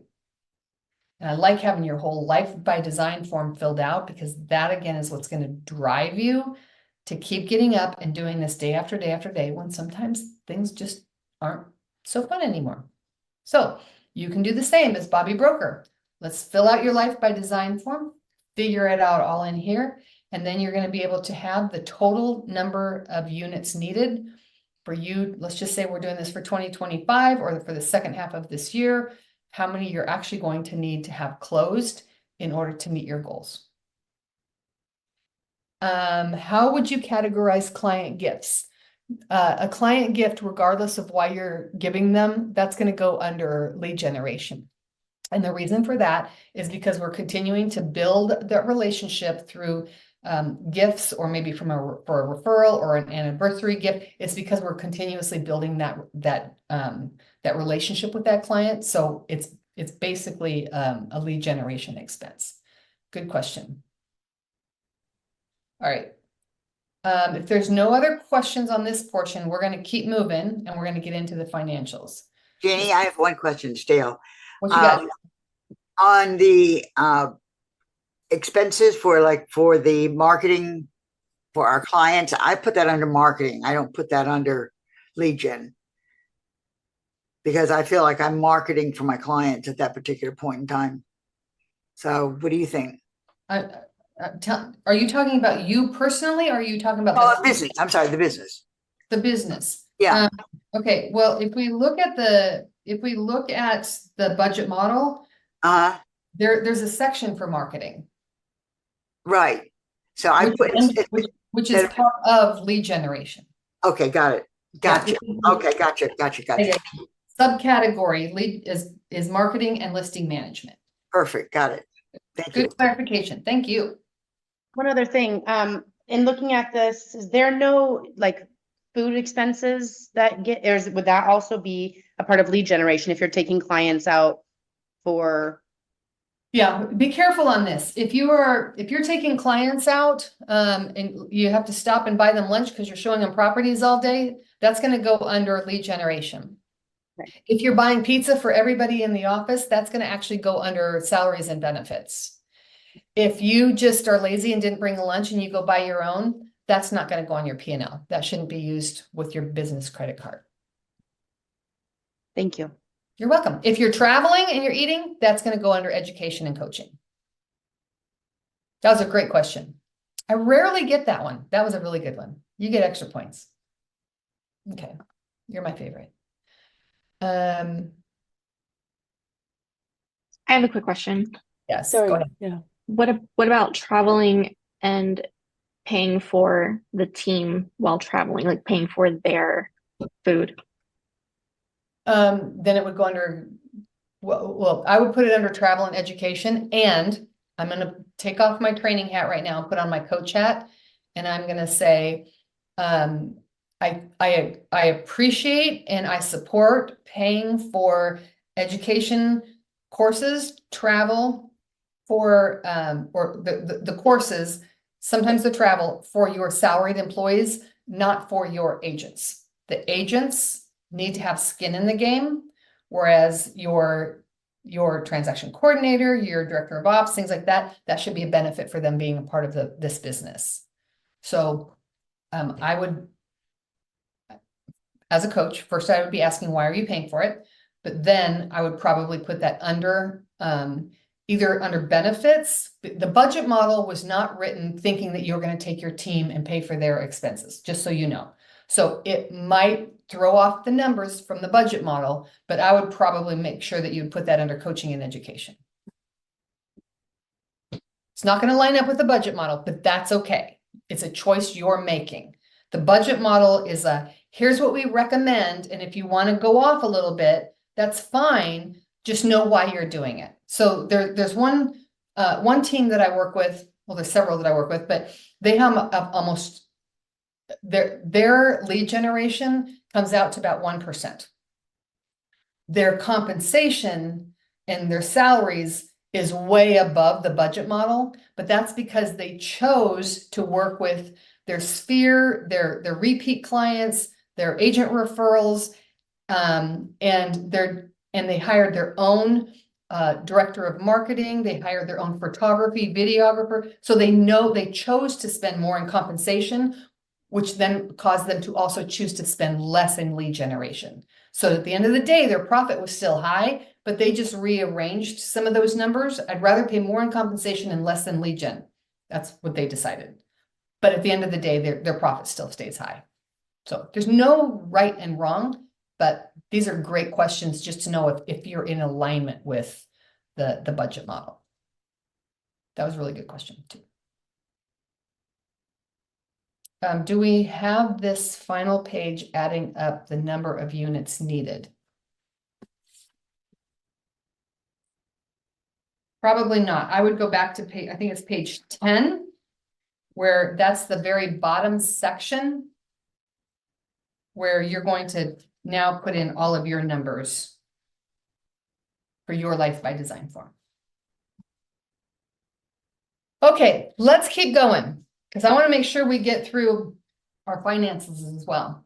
So we've gone through picking your profit, building your pro forma, and now filtering your decisions. And then we're going to get just a little bit deeper now into the P&L. So let's just dive right in. On page, I believe it's 25 in your workbook. This basically shows you how a P&L might be laid out. And you can see in here, I've just got the top section here. We've got our income section, which is the top of a profit and loss. I like to see them divided out in these kind of categories as often as we can.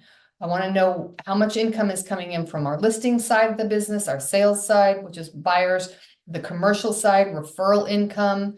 If there's other income that's actually coming in, like I know that some people charge a per transaction fee, that would be under other income. So all of the income, every penny of it that is created by your team before any cap split, royalty, anything like that, that's your gross income. Every penny of it needs to be in here, not just the amount that shows up in the Rainmaker's checking account. Okay.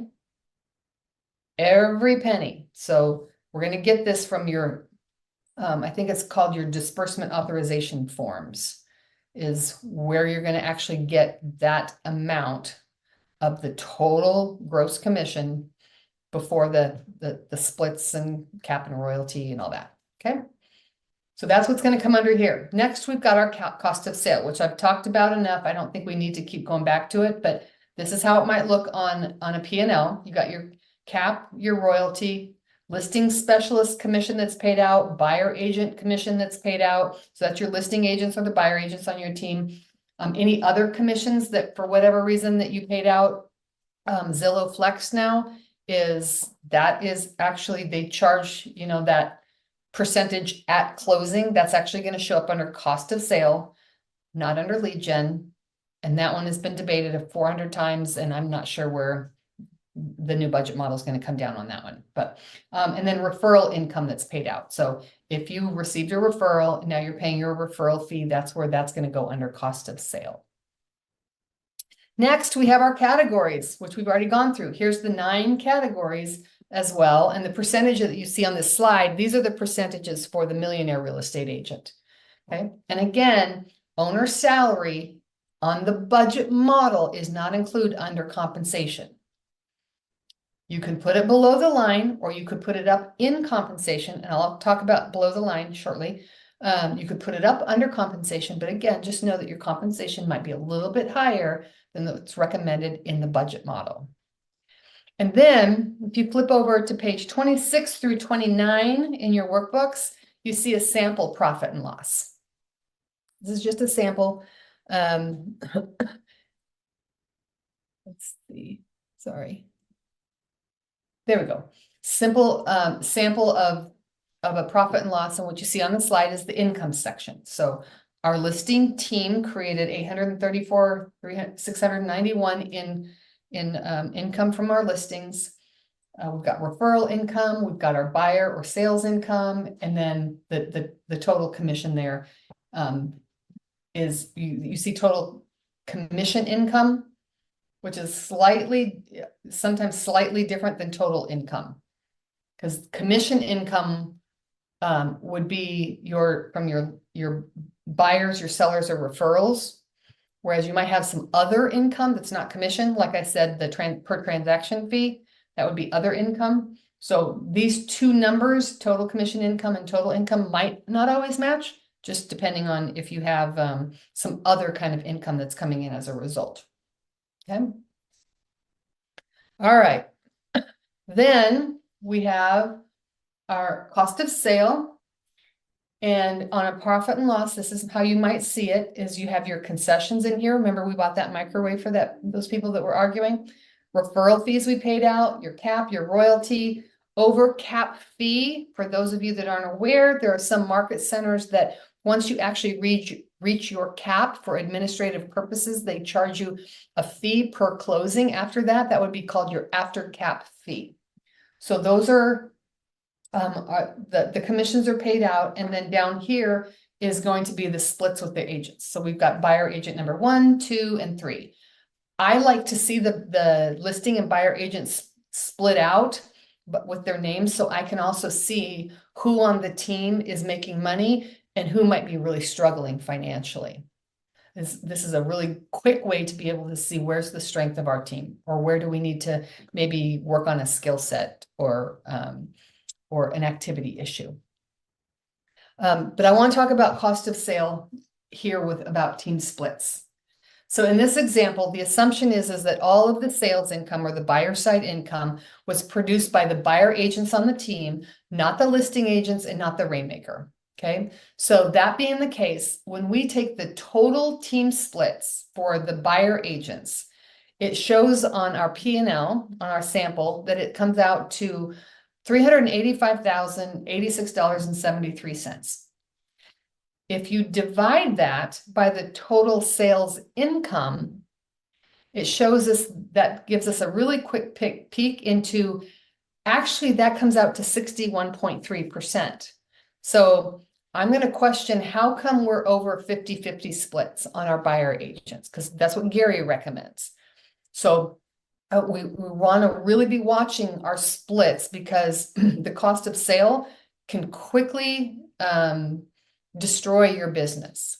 So one of the things that Gary says is that, is your compensation plan with who you're giving the lead to destroying your profit? Is the compensation plan with whom you're giving your leads to destroying your profit? So let's look at some examples.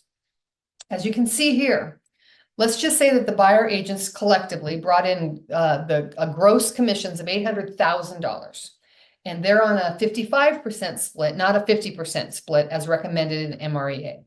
Just paying a 5% higher than recommended, okay? They're 55, not 50%.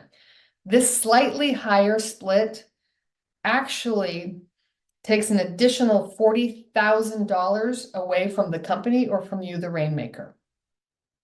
It just seems like it's just not that much. It's only 5%. It actually comes out to $40,000 if you have a team that's bringing in $800,000 in commissions from the buyer side of the business. So go back and look at your Life by Design profit goals and see what an additional $40,000 could have done for you or your family. Let's look at it again. So what if you had them on a 45% or even a 40% split? Be very cautious about the splits that you're offering. For Gary, what he says is do not allow our sales agents on your team to handcuff you by demanding higher splits in order for them to stay.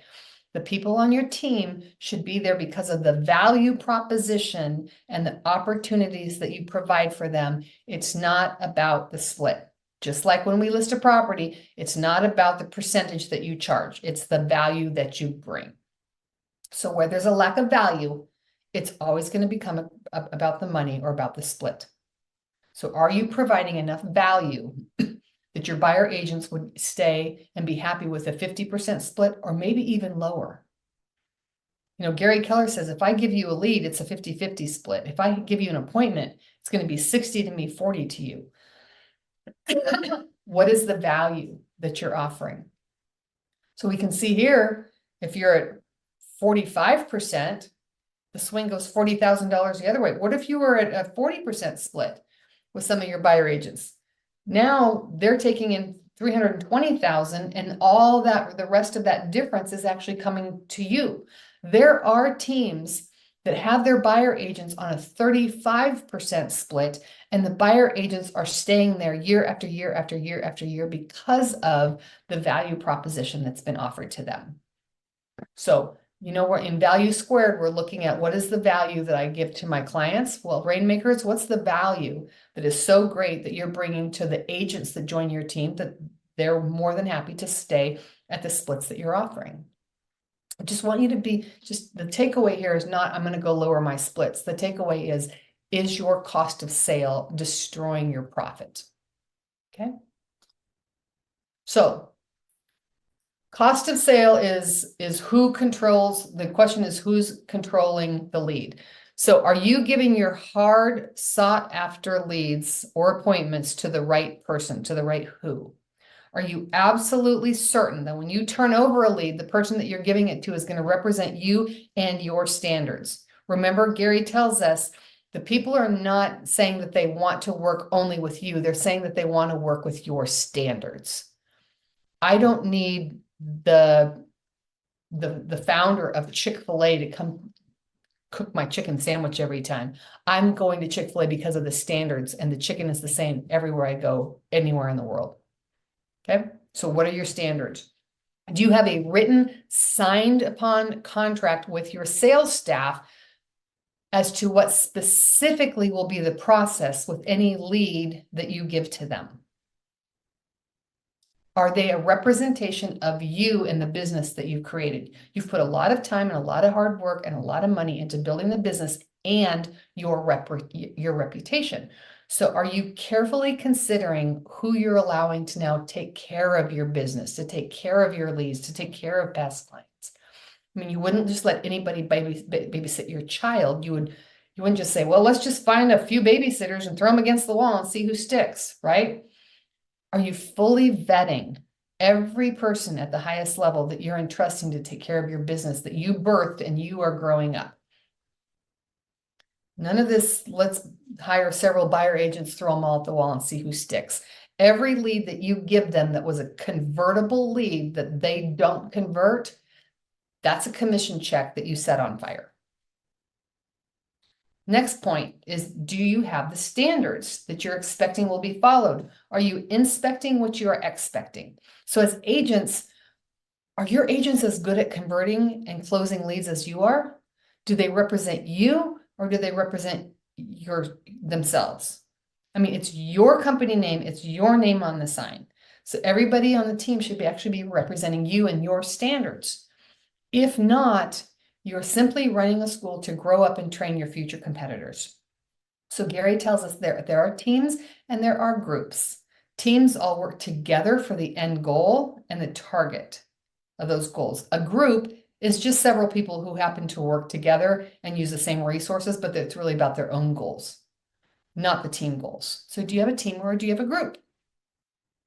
And then finally, I would ask, of the agents on your team most likely independent, they're most likely independent contractors.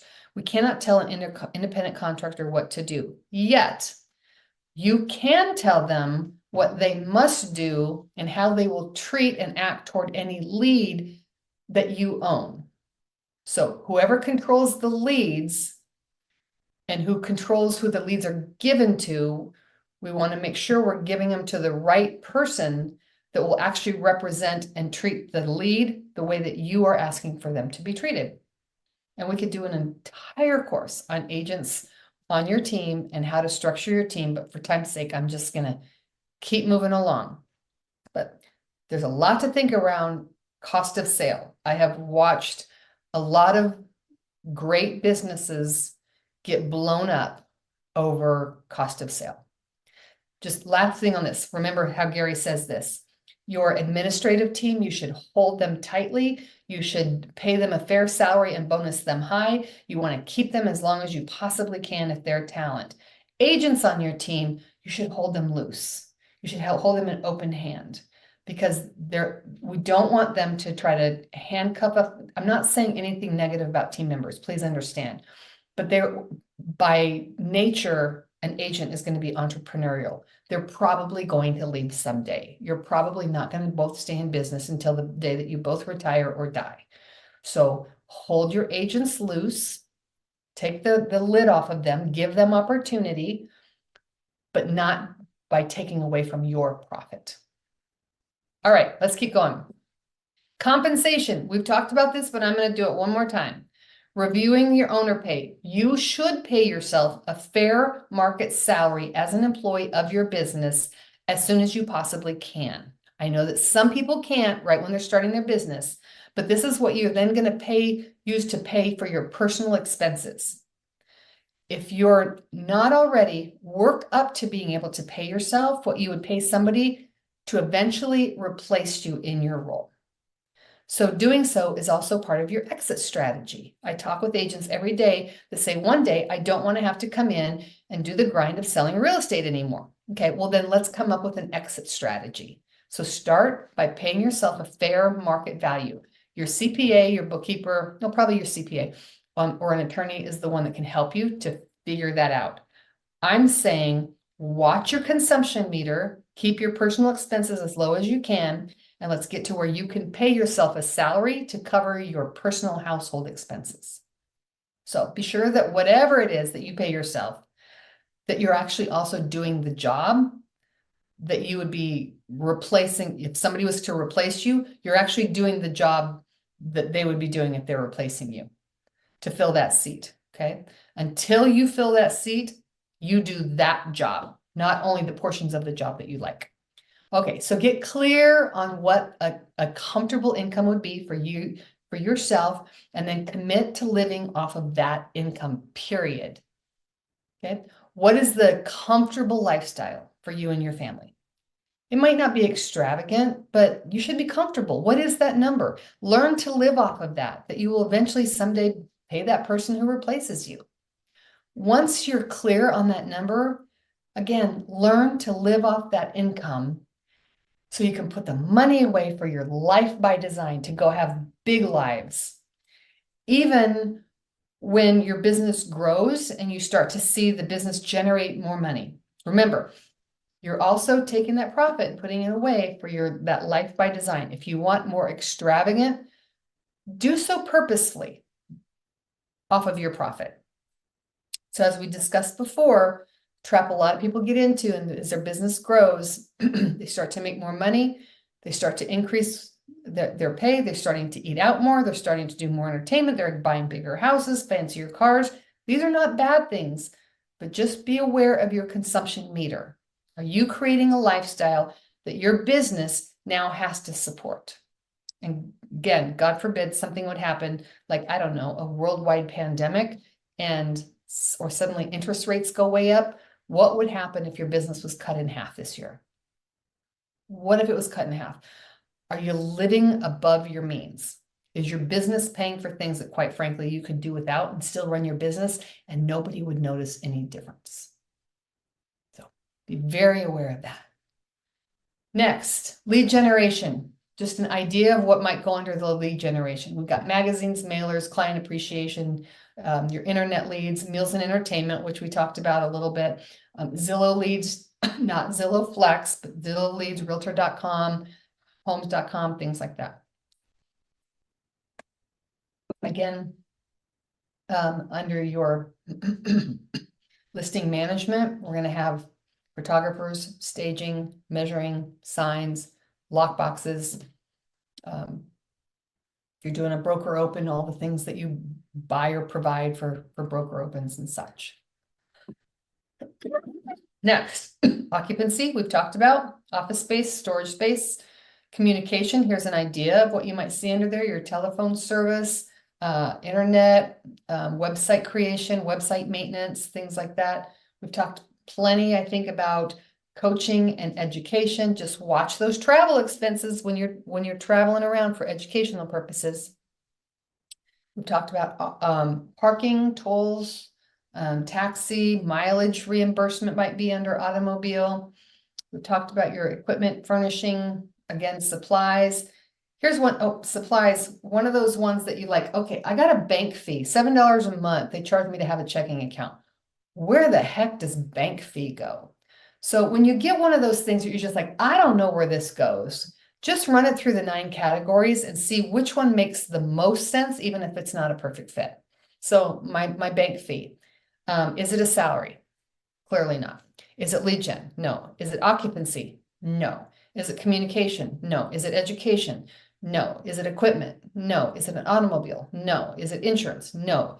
Is it office supply? I guess. So that's where I'm going to put my bank fees. So but now wherever you decide to put those weird one-offs that you're not sure where it goes, just keep it consistent throughout the entire year. Your bookkeeper will love you for it. All right. We've also talked about insurance, what might go under here. And then we get down to, okay, here's our total expenses and our net ordinary income. This is our profit from our business thus far, okay? So this is really the number that I'm looking at as a coach. What is your profit? And on this example, we're running at almost a 40% profit, which is very, very healthy business. Now we have what's called below the line. It would be, if there was a real line, it would be right here above other income expenses. The reason it's called below the line is because back in the day, when we didn't have everything electronic, a profit and loss statement would actually have a line under net ordinary income, and then, excuse me, expenses or income that happened not as a result of running our business, but it's still going to be on our profit and loss. This is where some people put the owner's salary. It's still going to be handled the same way when we get to, if it's above the line or below the line, when you get to tax time, but they just like it below the line so that they can actually see how close am I in alignment with the budget model. Other things that might come under here. Income is profit share. I'm not in production, but I get profit share every month. So my profit share isn't because I'm an agent running a real estate business. It's because I grew my downline.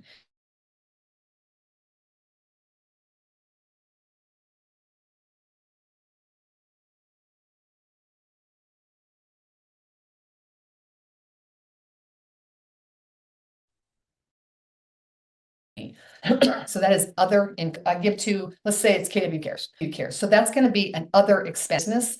I choose to.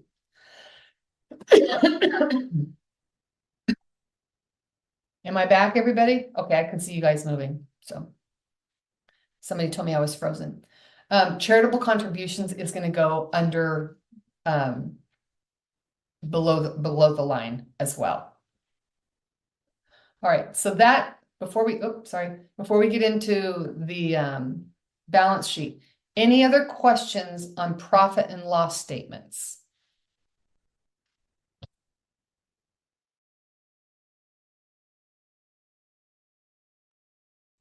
Hi, Jeannie. We reached more than our team cap from the market center this year, so we got reimbursement. Does that go under income or adjust our cost Often, of the sale? greatest, you.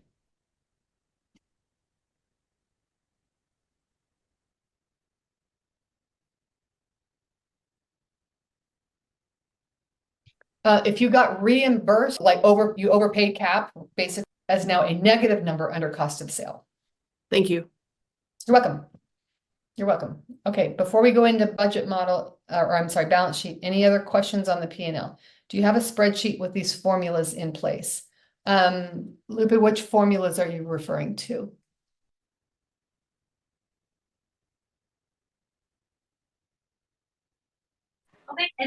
Hi. So just you know how it calculates through all these percentages, and if we plug in all our numbers, would it be able to calculate all of this for us? Everything you have been showing us so far. Gotcha. So what you want to know is if I have an electronic version of a profit and loss statement for you. Yes, ma'am. Plug in your numbers. No, we don't, and for legal reasons, I'm not allowed to provide one. This is typically, I mean, it's not that tough to create your own spreadsheet for these, but QuickBooks is the easiest and probably the least cumbersome and least expensive version if you're going to have somebody else do this for you, or if you want to run QuickBooks yourself. But I'm not allowed to provide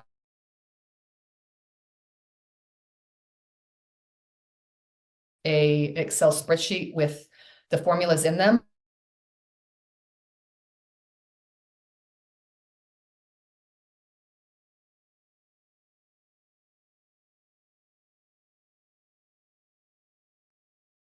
You're frozen again.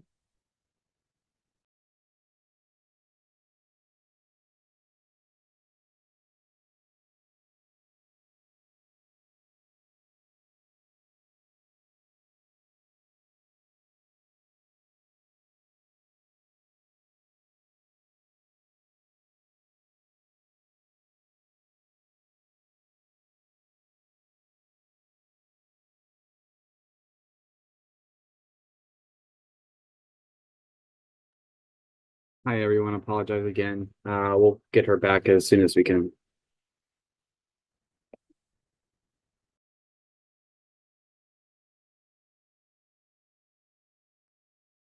Can anyone answer this question for when talking about below the line, like charitable contributions?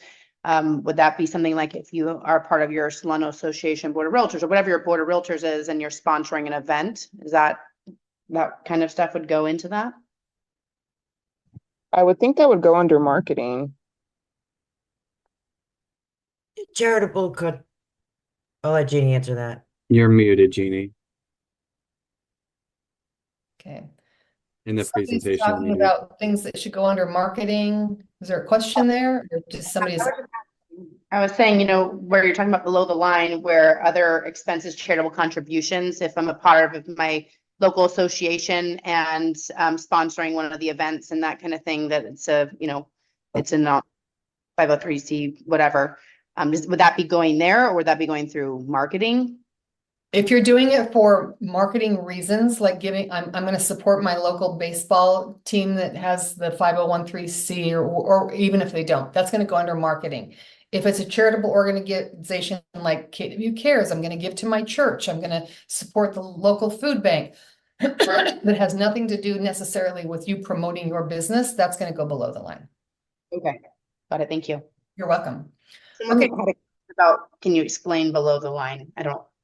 I saw that up above. we did before. Did you miss that or do I need to go back? I got it. I just wasn't sure if someone else. All right, for time's sake, I want to keep going because I want to get you guys out of here on time. So let's talk about balance sheet. So I want to demystify the balance sheet for you.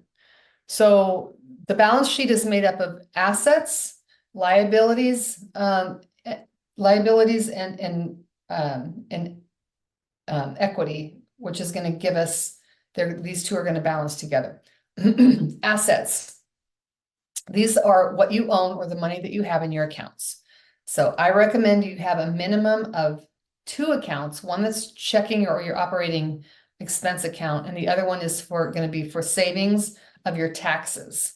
Ideally, you would have a 3rd account, which is also called your business reserves account, 3 to 6 months of reserves that you're putting away for emergency times.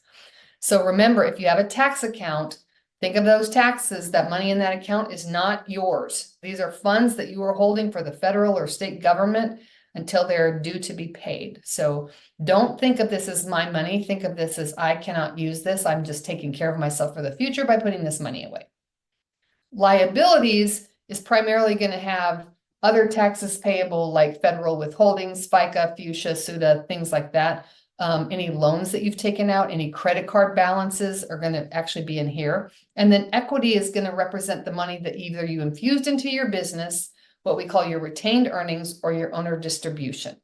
So we're going to demystify this now. Think of these buckets as your assets is a bucket of money or things of value. Your liabilities is a bunch of IOUs. I owe the government, I own Discover card, I own the person I got a loan from. The only way to get rid of one of your IOUs is to take something out of your assets and crush your IOU with that. So therefore, the assets are going to go down, but your liabilities are going to go down, which is going to keep it balanced. Okay, so I've got a bucket of my assets or my cash available. I've also got a bucket of IOUs. The only way to get rid of an IOU is to pay for it out of my assets. Equity. There's a few things that you're going to find under equity. It could be that you're going to see in there, and they're not all the same. Here's the money that I infused in the business to get the business started to begin with. I put $10,000 into that. That's my equity that I put in. This is also where you're going to see retained earnings. And don't get too hung up on this because this is for your CPA to understand, not you. Your retained earnings is the amount at the end of the year, whatever it shows under your net profit for your business. That's going to be what we call retained earnings, whether you spent that money or not. But that for business purposes and for tax purposes, that number is now going to roll under equity under your retained earnings. For tax purposes that your CPA will take care of. The other thing that you're going to see sometimes under here is disbursements. That's the money that you took out of your business for whatever reason. I took it out and put it in my profit account. I took it out because I just wanted to take it out, which I don't recommend. But disbursements is money. It's not things that you paid for with the funds of the company, like paying all of your expenses and such. This is just, I went to my account and I took money out of it for whatever personal reason that you chose to do that. So that's what you're going to see under the equity section.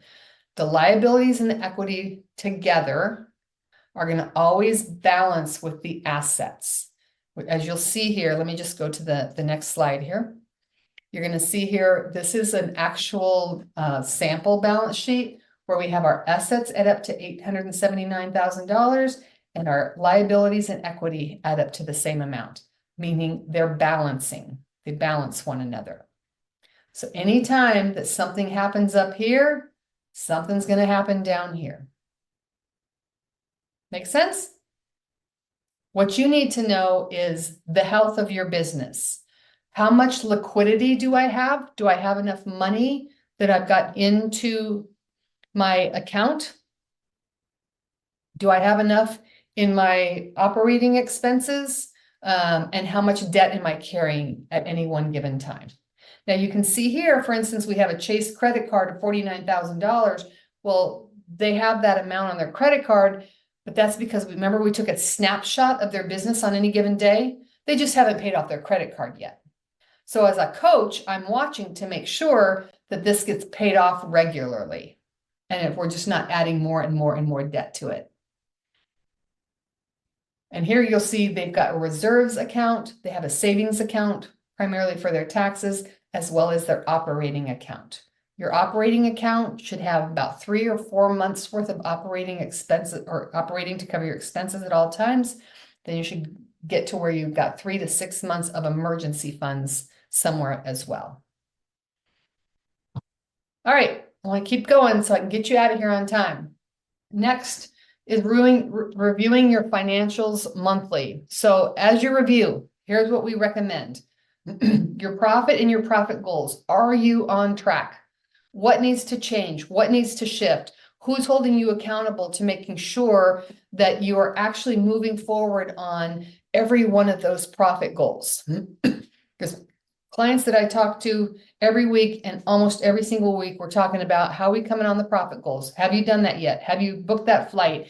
Have you changed out that bathroom? Did you put that money away? Things like that. Your P&L you should be looking at monthly.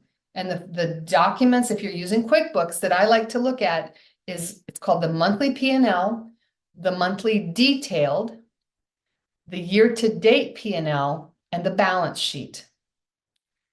Your monthly detailed is going to tell you where every single penny went.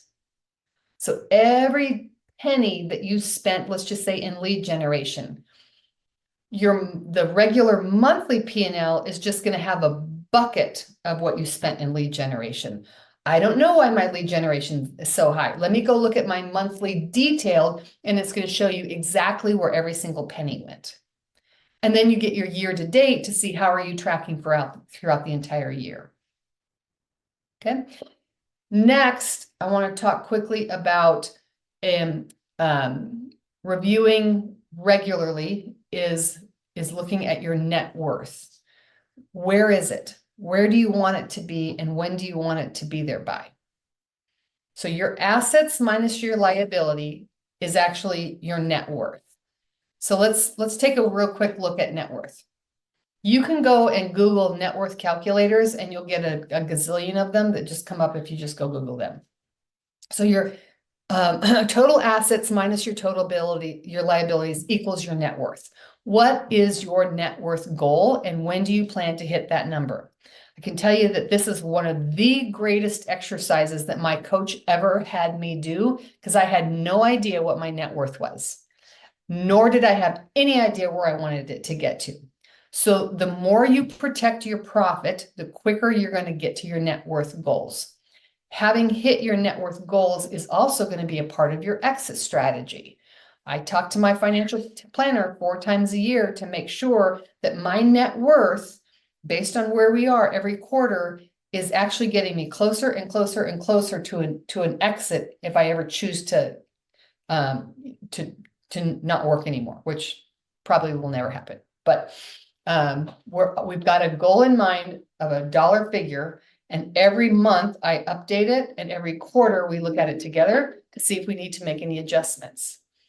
So I don't care how long you've been in real estate. I just can't stress enough that now figure out what you eventually want your net worth to be so that you would no longer run your business and you would be fine financially. This is your financial strategy, exit strategy should start now. I don't care if you're in your 20s, 30s, 40s, 50s, 60s, the whole I'll never retire. You don't know that because life isn't going to send you a save the date card. So I can't stress enough how magical this particular document it is. It takes me about 15 minutes a week to update it. And I know where I am at all times, and it's really cool to see the needle move more and more and more and more toward my net worth goals. Too many people work to fund their life now, their now life versus they're working to fund their future selves. So they keep spending and increasing their now life. Their consumption meter goes up and up, and they're actually starving their future self. They keep spending, they keep increasing, not thinking about the future that seems like it's way off. But one thing is guaranteed, and that is that there are no guarantees as to what the future will hold. So honor your future by creating that financial future that you want while you have the opportunity to actually have an impact and do so. So real quick, I want to look at the path of business money. We looked at the path of personal money, but let's look at business money. There's also two ways of getting revenue. We call it product sales. I've got a widget that I'm going to sell to you, or service sales. I'm a real estate agent and I'm selling my service. That's called company dollar or revenue. So regardless of where you're coming from, that's going to be the revenue you bring in minus your cost of sale equals your company dollar. That's how much the company, the gross commission or the gross amount has been so far. There's only three things you can do with that. You can put it into operating expenses, you can put it into taxes, or you can put it toward your profit. Sorry, I don't know why it went, okay. And I'm gonna say in there's three ways of using your profit, which we're gonna talk about here.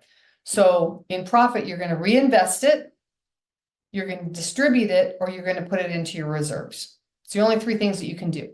You're gonna reinvest it into your business.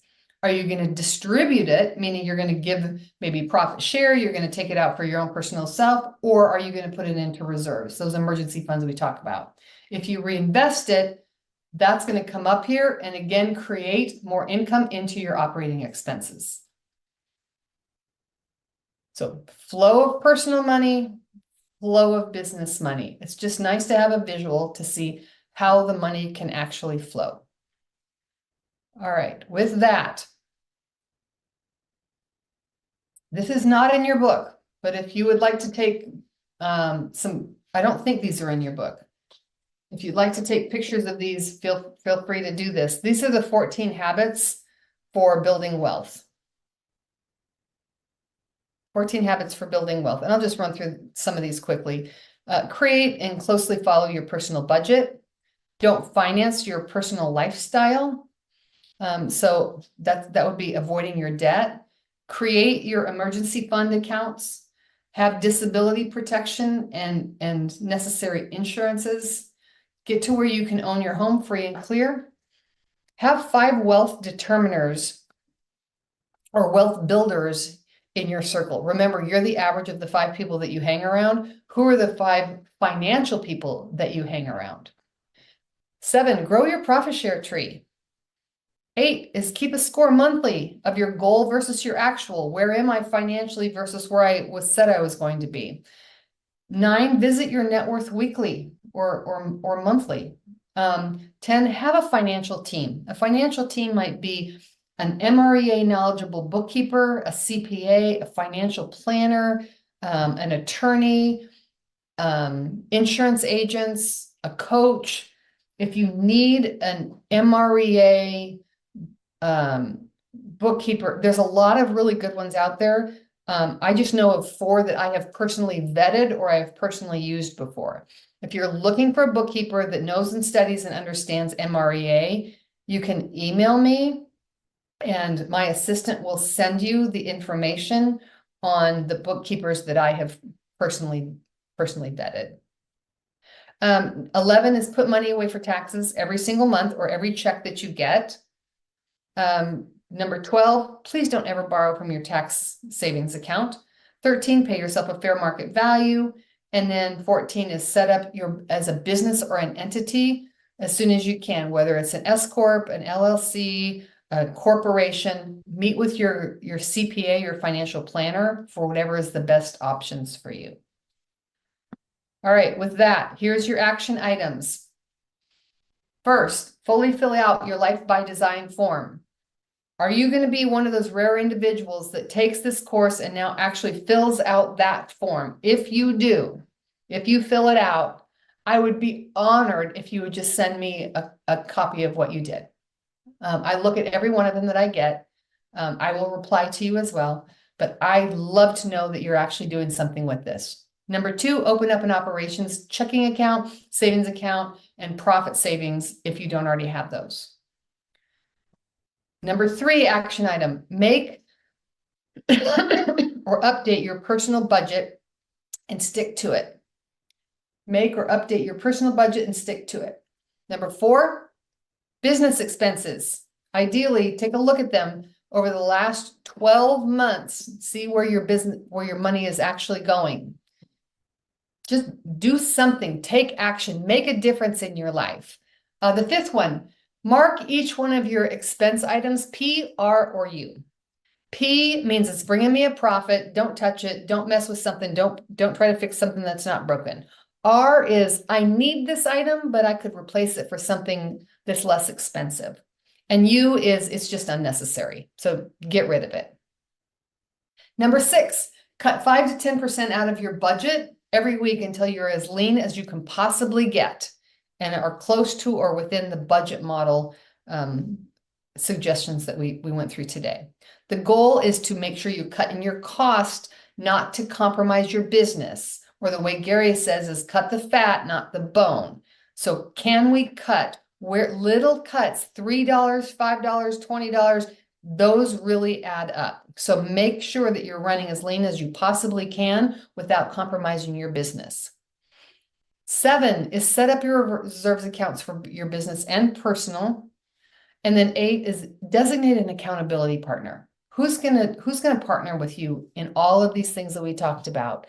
Do you have a coach that's gonna do this? Do you have somebody in the market center? Do you have a significant other that can do this with you? So these are your action items, the result of this course. If you want to email me, ask me any questions, send me your Life by Design form. This is my email address. You will either hear back from me or from my assistant. And then I'm going to take any questions that anybody has in the last few minutes that we have remaining. But we would really appreciate if you would take this survey for us so that we continue to get this course better and better and better all of the time. So with that, could you please show 1 through 4 again? I can do for you, Dale. I will do it. There you go. Action items 1 through 4. Is that what you wanted? How often do you review a balance sheet versus the monthly review of the P&L? I look at a balance sheet and a P&L every single month. Every month. The greatest way to get familiar with your P&L and your balance sheet is go through it every single month and read it out loud to yourself. I know it sounds crazy, but go through and read it. My listing income is this amount. My referral income is this amount, and go through every single line item. Do that for 30 days and you'll be amazed at how much you know and understand your profit and loss statement. Okay. Any other questions, comments, ahas? We got 1 more minute if anybody would like to share anything or ask anything.